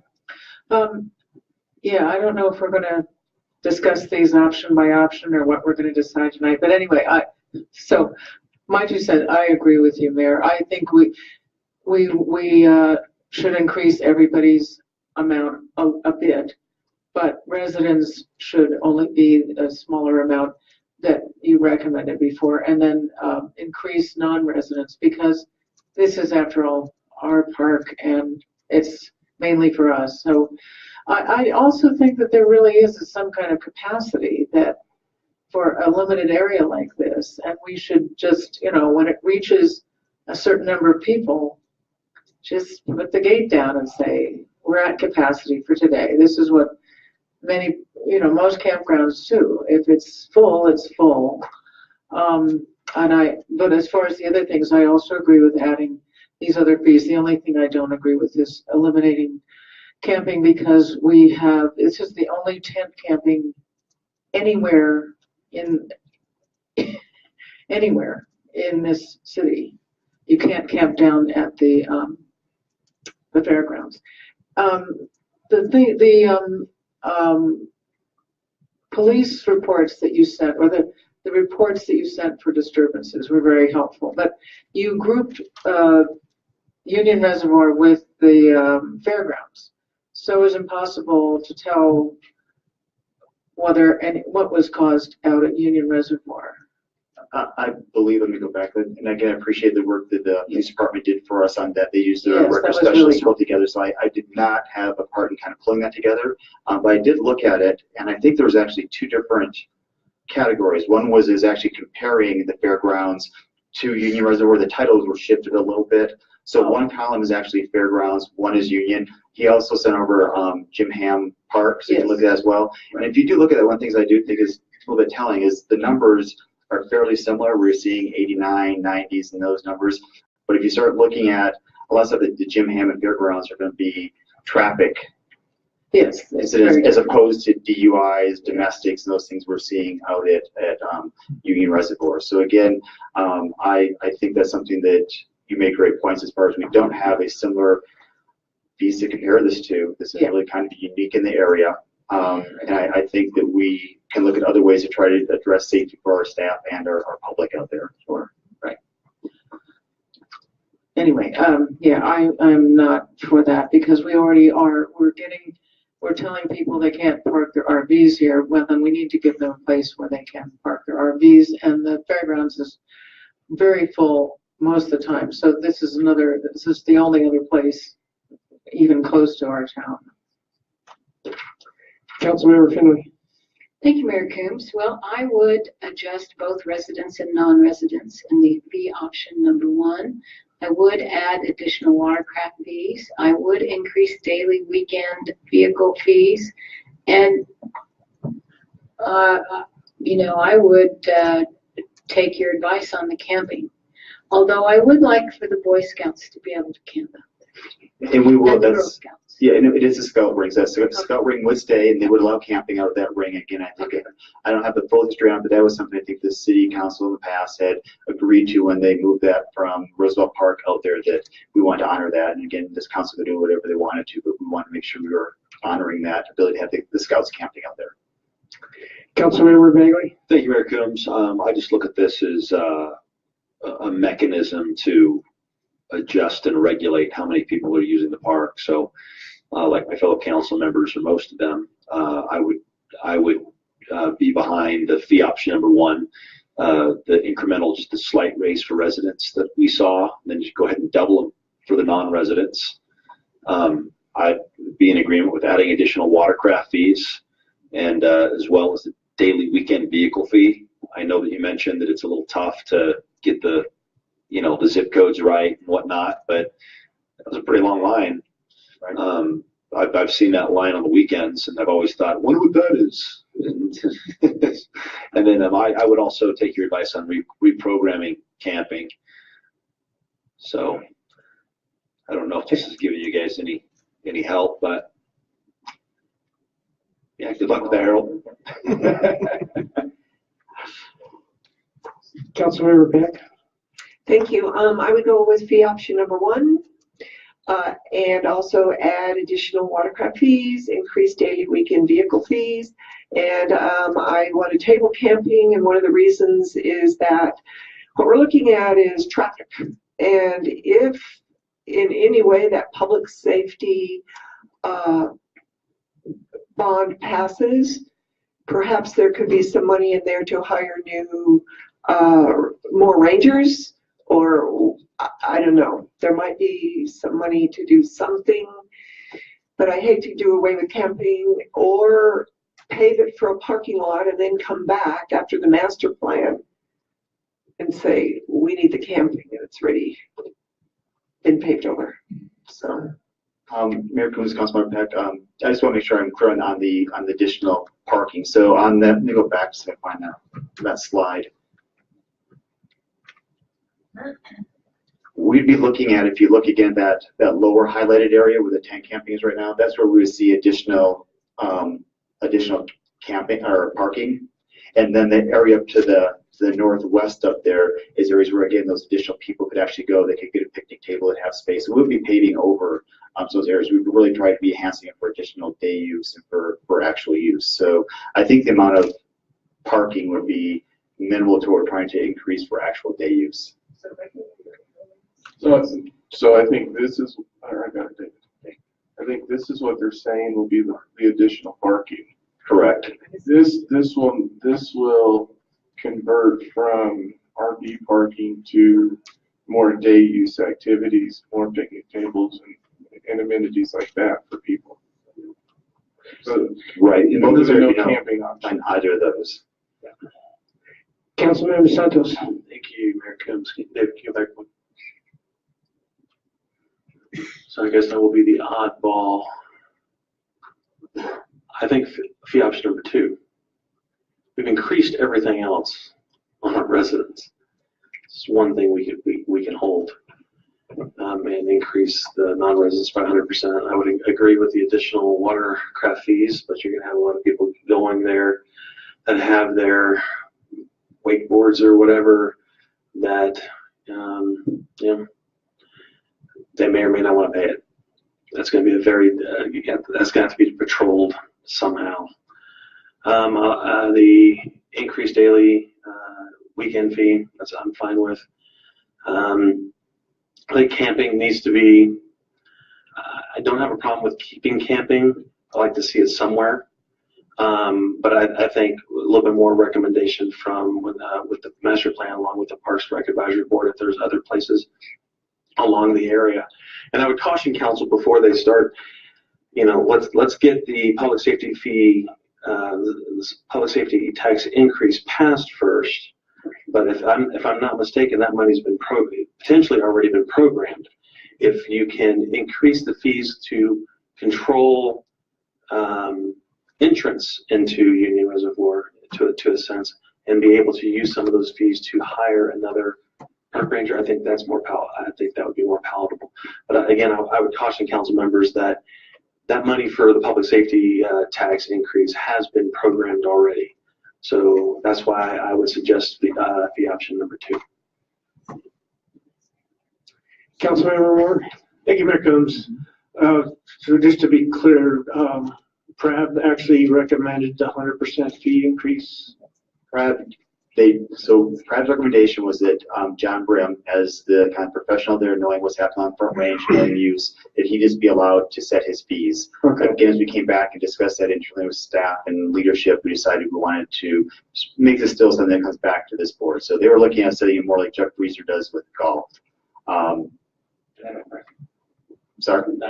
Yes, our dynamic price is probably more on a yearly basis. We don't want to do it to our users. To be more of a dynamic where John will be able to look at what's happening along the Front Range, adjust those fees appropriately, and try to manage our resources. So that's what PRAB was. So in that conversation, though, the 100% was brought up, and there was really no pushback on it anyway. So it's hard for me to say that's what they supported. They had a lot of conversations, but the final recommendation being to let John make the decision.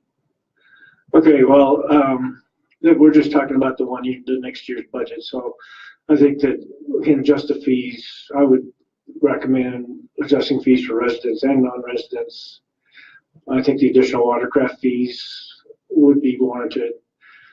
The weekend vehicle fee and I think for next year, we reprogram the camping so that we can get a feel for where things are at. And we can develop a longer term strategy as far as how do we deal with camping. It's not that I would not want it. It would be nice to keep some camping there, but I think sounds like the issues we're seeing, we should reconsider that for the next budget. Councilmember Bagley? Thank you, Mayor Coombs. I guess the one thing that came to mind is we have a comprehensive plan currently for Union Reservoir, correct? Correct. And so the comment about taking out camping and putting in a parking lot struck me as just a little bit, is that part of the comprehensive plan that we approved for Union Reservoir? Mayor Coombs, Councilmember Bagley, the comprehensive master plan looks at camping but in another location. So at some point we move from this because we recognize this is probably not the best location for it. We have other programming options that would fit better in this portion of the park. Again, as we're trying to do this with the resources we have and trying to move the process forward a little bit at a time instead of having to wait for everything in that 5 to 6 year time frame, we decided this is a piece that we could look at right now to try to address some of the current issues, knowing that the long-term planning is still be coming down the road. I was just going to encourage us to keep in mind the long-term plan that we've approved and just stick with it, because I go out there frequently, and I just think that particular camping location, even if it's not camping, if you pave it, might impact the feel of that particular area. And so, I mean, there's other areas just outside that would require people to walk a little bit. And I know that it's being used for remote controls, airplanes, cars, bikes, that kind of stuff. But there might be other options rather than just paving over, the camping facilities. And so I guess I would encourage us, if we have to revisit the Union Reservoir plan, I'd rather do that than just start piecemealing. Oh, we need to address this, so let's go ahead and put in a parking lot. Or we need to do this, so let's go ahead and move some camping. I think we really need to make sure we're following a long-term vision rather than just incremental steps that we might regret later. I'd just like to remind everybody that we got 3 more issues to get through tonight, so we can't spend all of our time on this one, or we're not going to get done. So, well, no, I wasn't really trying to just. Yeah. Councilmember Christensen. Okay, well, in the interest of time, perhaps we could, since we seem to have unanimous agreement about all these fees, with the exception of Councilman Santos, who has a good point about all the fees we are imposing on people. In the interest of time, perhaps we could decide everything except the camping and discuss that in another time. I just think we have no tent camping. I mean, can you suggest a place where people can, if they're bicycling and they want to tent camp? Is there any place in Longmont? There is not. They cannot camp at the fairgrounds. They might be able to at St. Vrain Park. So what we could do on the camping piece, because what I'm hearing from, I think, it's sort of 3-3 is what I'm hearing on the camping piece. What we could do to make the camping conversation more focused is we could actually come back and bring the union plan and have the conversation in conjunction with the union plan. And that may help that conversation. Yes, that would be good to hear. And field trip, yeah, and again, that may be another good field, as Councilmember Finley said, that may be a good field trip too, to go out and when we talk about the plan, look at it and see those pieces. Because I tend to see that as being the item that I'm not seeing agreement on. I think in general, we have seen agreement for council on the daily weekend fee. I don't think anyone said no to the daily weekend vehicle fee. And I don't think anyone said no, I'm looking again, to the watercraft fee. I'm the only option too. And then I think what I heard is everyone else say adjust both residents and non-residents. Now, there were some differences in that conversation where some said a minimal increase to the residents and the larger increase to the non-residents, and some said what was presented. So I think if we can get clarity on the fee options.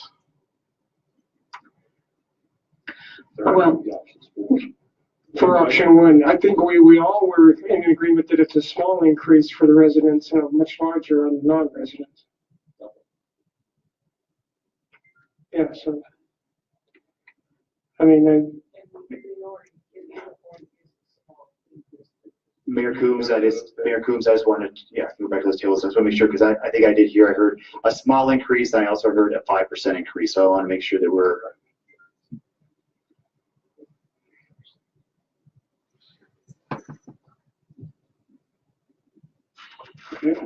So this is the recommended that John and his staff brought forward to PRAP with the increase for the residents. okay, let's just go straight with option one. Don't take the percentages out, but these seem fine. I mean, they've already spent a lot of time looking at it. And then there's for number 2. Okay.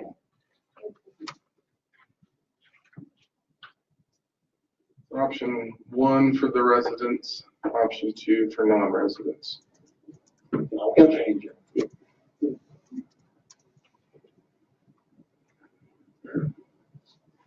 we'll bring back the camping as part of the broader look at the. Okay. All right, thank you very much.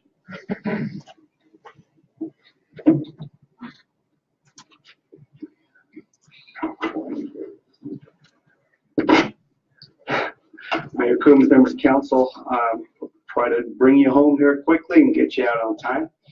I think we're winding down anyway here. So the next item here is on the Longmont Urban Renewal Authority revenue, and actually this is impacting 2 of the funds within the proposed budget.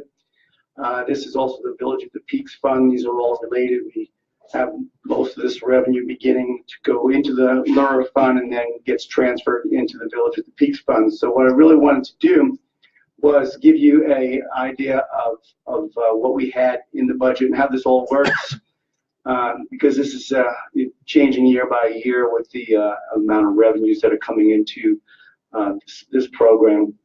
So the RRA is a redevelopment and reimbursement agreement signed in 2013 between the city and LURA and the developer, Newmark Merrill and Twin Peaks Metro District.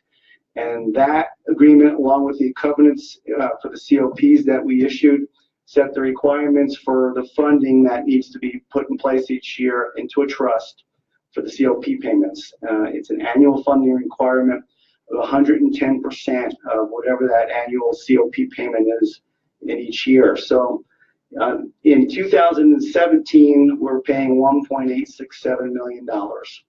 That rises to $2.13 million in 2018. So that's the debt payment. And so the 110% of that is $2,342,000. So the revenues that are in the COP trust are the first, there's a calculation that's a part of the RRA agreement.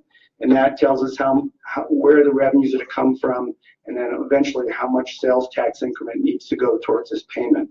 So the first thing we have that goes towards the payment are whatever annual revenues are left over from the previous year's calculation. And there will be revenues left over from this year of about $450,000. And then from there is the projected pledged property tax tip, and then the pledged district revenue from the Twin Peaks Metro District's mill levy. They first go to the funding requirement, and then the balance is calculated as the sales tax increment, and it's based off of a projection of the gross sales, and that would be from the prior year, what the sales were at the Village at the Peaks. And this is kind of why this has been changing so dramatically year by year, because obviously last year, or in 2015 or 16, our sales were very limited, and so we weren't sure what to project. It ended up in a pledge when we did actually do the final calculation, which would be in January of each year. So in 17, we've calculated the pledge would be 1.4% of the total 2% sales tax that's eligible for this sales tax increment. This budget that we propose to you has a pledge of 0.48%. Now, what that was done, we did that a few months ago based on rough projections about the property tax TIF and the district revenue. And when I described rough, what we did last year for 2017 is we used the original tax increment projections that were put together by David Starnes when we first were designing this whole development and what the revenues might be from it and what the values would be. We had to make some assumptions about the timing of how much would be built each year. He did a great job for the first year, and we came in really good for the first year of property tax TIF, which was 2017.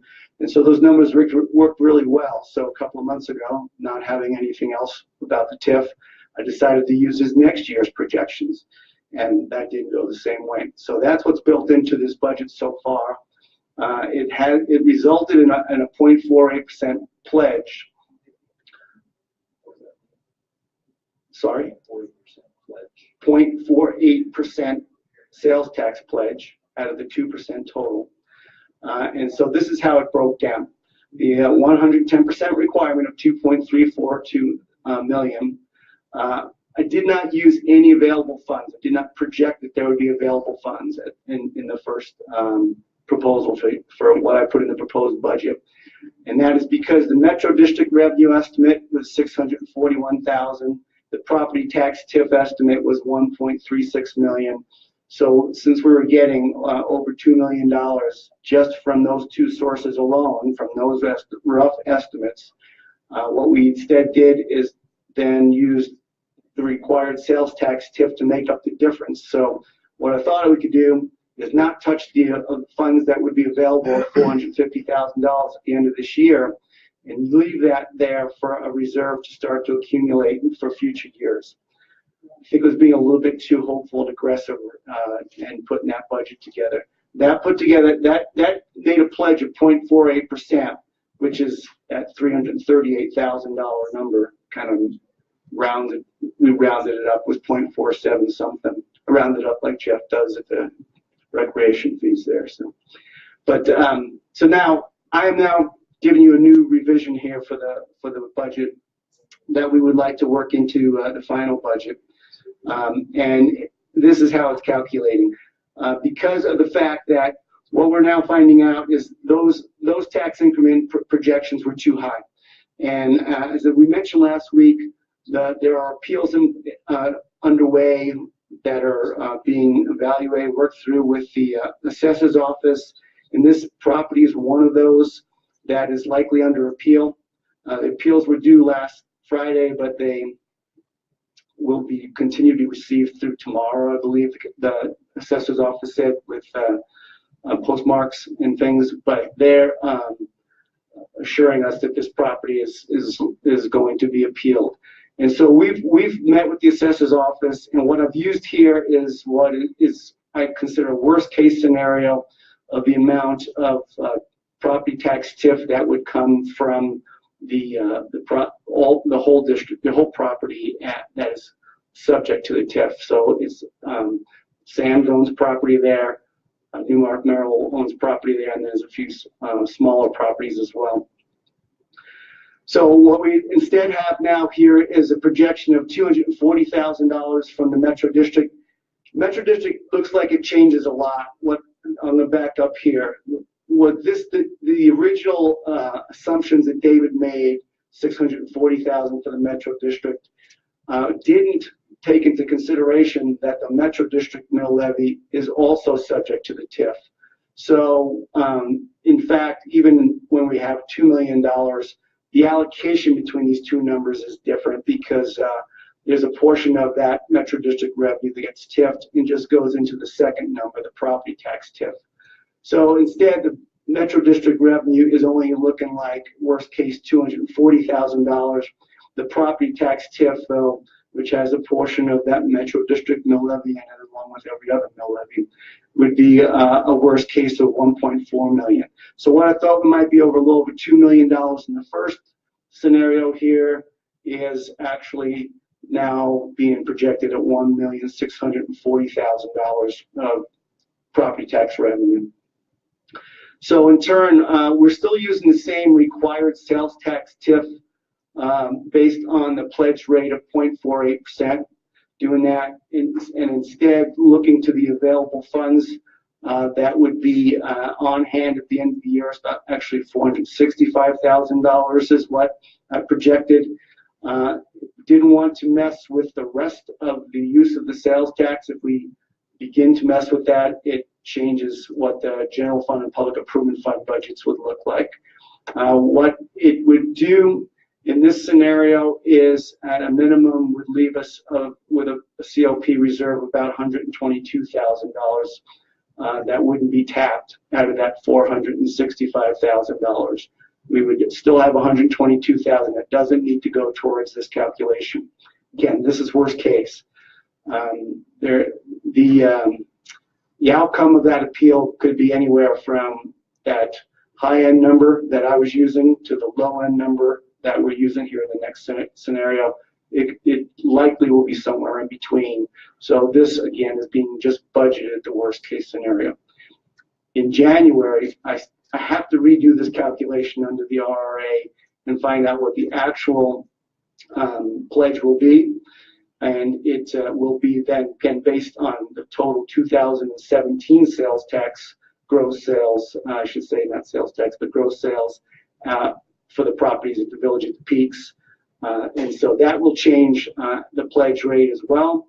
Still trying to probably come back to the same amount of sales tax revenue generated, though, depending on the amount of the TIF. So we'll be able to work. We'll know at that point in time what the actual TIF numbers will be, and we will be able to work that into that calculation in January. But for the budget that we're proposing, we're instead suggesting to use the allocation that I have explained to you tonight. Any questions on that? And I do want to point out attachments L and M in your packet are the redone fund statements for the Lura Fund and the Village of the Peaks Fund, both impacted by all of those revenue estimates I talked about. Questions on that? Councilmember Christensen. So I take it that the property value that when you mention here, the major portion of the property value is likely under appeal. Do you mean at the Village at the Peaks? Yes. And when will we find out if that appeal has been granted, those appeals have been granted or not? Anytime between now and November, end of November. Okay, thank you. Anything else on that item? Nope. Well, Mayor Coombs, Mayor's Council, we are projecting the total sales tax from the Village of the Peaks. Remember, there's 5 funds plus what goes to the COP payments. We're projecting that a little over $3 million in 2018. So, yeah, that was revenue. Yeah, sales tax. Councilmember Walt Begley. That's not net, that's just revenue. That's the sales tax revenue. Right. So, and we come out ahead, how much? Ahead? I mean, the spread, so to speak. I mean, in general, we're talking about 5 different funds. We're going through a lot of numbers, but this year, how much do we have to stick in reserves? So, for instance, I'm not sure what you meant by ahead. Let me answer it this way, and if that's not what you're asking, then let me know. If we're getting $3 million in all 5, 6 funds, and we're using 300,000 and change of it towards the COP payment, difference of 2.65 million or so, maybe you would say we're coming out ahead. Okay. All right. And I guess the other question, Jim, is, there's always questions about ability to make the payment in general. So, Mayor Coombs, Mayor's Council, we are, I think I sent you an email a couple of days ago. Most of our property tax TIF is already in place, already been received this year. We're in very good shape. I'm already projecting that based on the sales tax that we are seeing month to month and there's a couple more months still of sales in this URA tax year, we will end up $465,000 more money going into that COP trust this year than we needed to make the payment. So we're in good shape as far as being able to make payments. There's like we're using 1.4% of the 2% this year. As you can see, it drops all the way down below 0.5% next year. So there's a whole 1.5% above that if for some reason we needed it. But that property tax is more, can rely on that more than you can the sales tax from year to year. So. All right, thank you. All right, so I'm going to move on to the use of property tax, and I'm going to probably make this short because I talked to you already about the amount of property tax built into this budget is amount of incremental property tax, new property tax for 2018 is $2,477,285. I said that I would come here tonight, talk to you about what the possible uses would be based on the difference between that number and the assessed valuation that we received at the end of August, and whether we should program more of it into the budget. The differences of that is $191,000 and change. Since that time, I'm also looking at tax abatements, the risk of the appeals that are in place, and we had over $118,000 of tax abated in the past 12 months at the end of August or beginning of August. And so if I assume the same thing to happen again this year, I guess I'm not suggesting we budget any of those dollars because I can't rely on them being there in 2018, the revenues. So with that, I do not have any suggestions, and you can skip whatever I wrote in that communication because I don't think it's a good idea to budget those monies. Best presentation. Yeah. Very good, thank you. All right, so the next and the final budget item tonight is on the use of the marijuana tax. Now, all I wanted to do is give you some suggestions. This isn't supposed to be the only items that could be considered. Staff just wanted to throw a couple of suggestions at you. At the same time, we do not need a decision or direction on this tonight. It's up to you whether you want to deal with that. But the 3% special tax is, we estimated, and again, another rough estimate, but we thought $290,000 a year. So half of that is committed to affordable housing. The other half is not committed as of yet. We do not expect that there'll be a full year of sales tax activity next year. Don't know when that will begin to come in yet. So it's not even going to be a full $290,000 unless our estimates are way off anyway. So the three suggestions that we have for consideration are a few items that we've spoken to you about already that need a whole lot more funding than $145,000, but at the same time, they do not have funding sources beyond the first and main TOD funding we talked about, the money from the sale of the cheese importers. We are going to reprogram that, and we do need to bring that back this year as an adjustment. That's the beginning, but there's close to $5 million from the city that is within that proposed CIP that is unfunded currently. So total just short of $5 million for a project, and we have $860,000 or so from the sale of the cheese importers. So over $4 million of that unfunded. Councilmember Bagley? Thank you, Mayor Coombs. I'd like to put one more possibility in, and that is reducing our utility rates, giving it back and actually bringing down our water and electric rates. Is that possible? Well, aren't those? I'm just saying that if we're increasing our rates and we've got a marijuana tax, why go out and spend it on something else when we've got something we can spend it on right now? But there are enterprise fees. Oh, I understand, but we get around the enterprise system. How about using it for funding people that can't afford to pay their utility bills? Yeah, that's what I mean. Yeah. I mean, but do something to put back into something what people are perceiving that we're taking out. Okay. And I'll just quickly explain the other two. So the quiet zones funding, I think that was brought up by Council Member Moore a couple of weeks ago. And finally, the economic development funding, really I was looking more towards some of these incentives, and we're doing more and more of those. And what they're doing is they are eliminating the fees that are in place to pay for services. So if we had a source to actually fund those incentives, we would still be able to have the revenue to pay for those services that are being provided by development services staff. So that's something to consider as well. And it also reduces our, besides the development services fees, it's also reducing sales tax. So. Well, since we don't know if this is going to pass or not, anyway, we don't need to make those decisions tonight. Correct.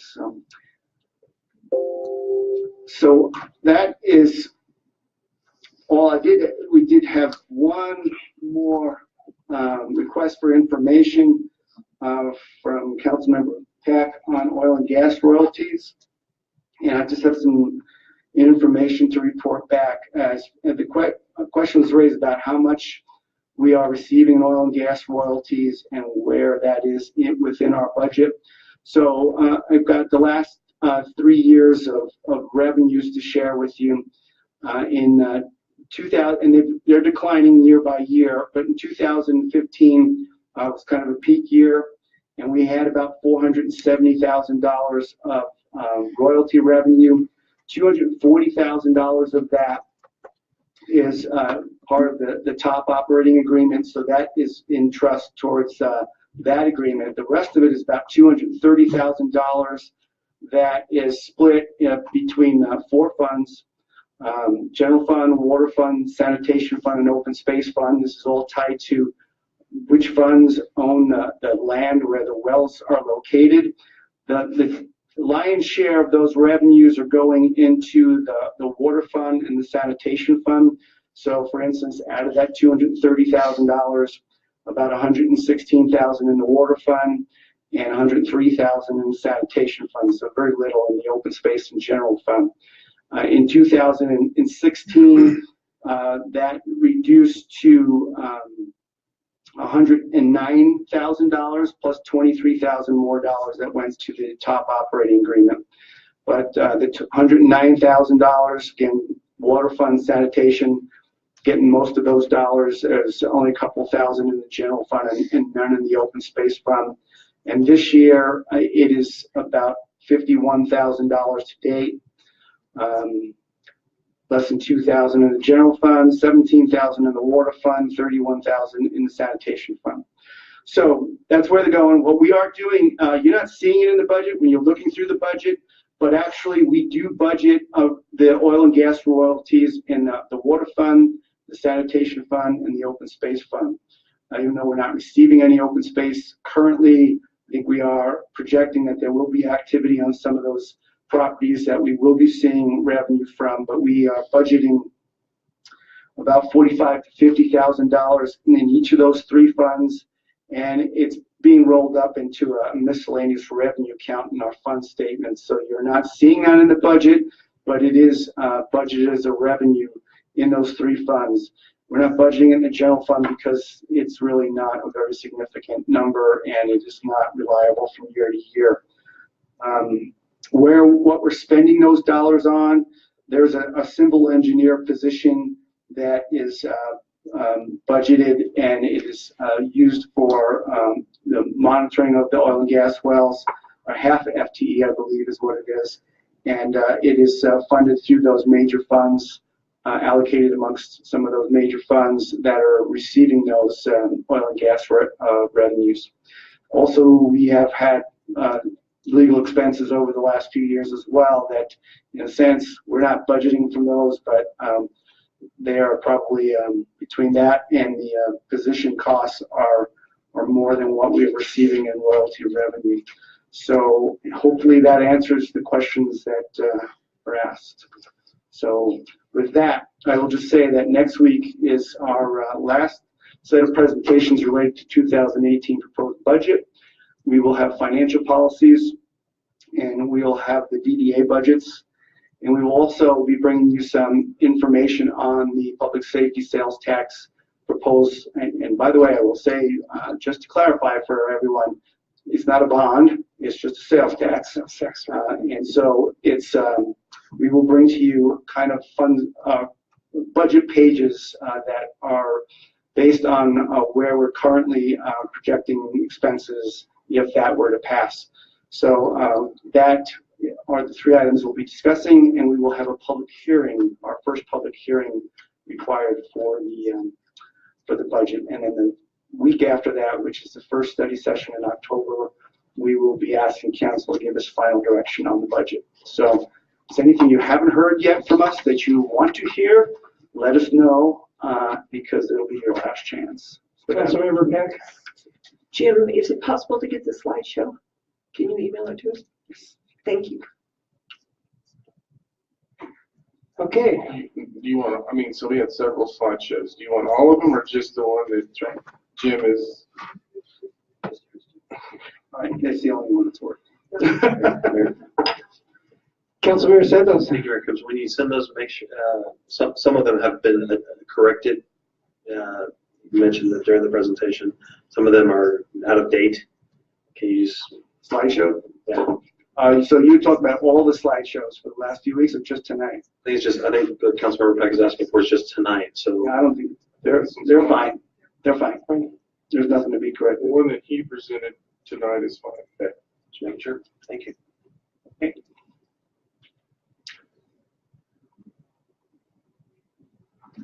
Okay, is that it? All right, so now it's time for mayor and council comments. Comments from anybody? Yeah. Councilmember Beck? Thanks. I just want you to know I'll probably be late next week to council meeting. I'm going to address the RTD board at public invited to be heard. Hopefully I'll get back here in time, but you never know. Councilmember Christensen? I just wanted to say hello and thank you again to the anonymous John who noticed that I was unpacking my entire car and getting the jack ready and dragging out tires and as is typical of Longmont people, he stopped bicycling and said, "Let me help you. My mom said not to ever let a woman stand there and monkey around with this stuff herself." So I am very grateful to him, and I think that that's just typical of the kind of folks we have in Longmont. And I would have been out there quietly weeping and jacking up my car for a long time, so I'm very thankful. Quite a neat weekend out in Carmel, Indiana, where I got a tour from the city council member and the mayor of their town. It's an incredible town. They've got like 121 of these traffic circles. Have taken out all of their traffic lights and put in traffic circles. And a really well-designed two-lane traffic circle actually moves 50% more traffic than a lighted intersection. And they've also made their city really bikeable and walkable. They've added like 200 miles of bike lanes, and so then they require new developments to actually address with infrastructure, walkability, and bikeability. That community just really blew me away. So anyway, instead of like maybe putting in new wider intersections, we should maybe even think about some traffic circles. Anyway, if you ever get out to Indiana, visit that town. It's an amazing town. It's about a town of about 100,000 people.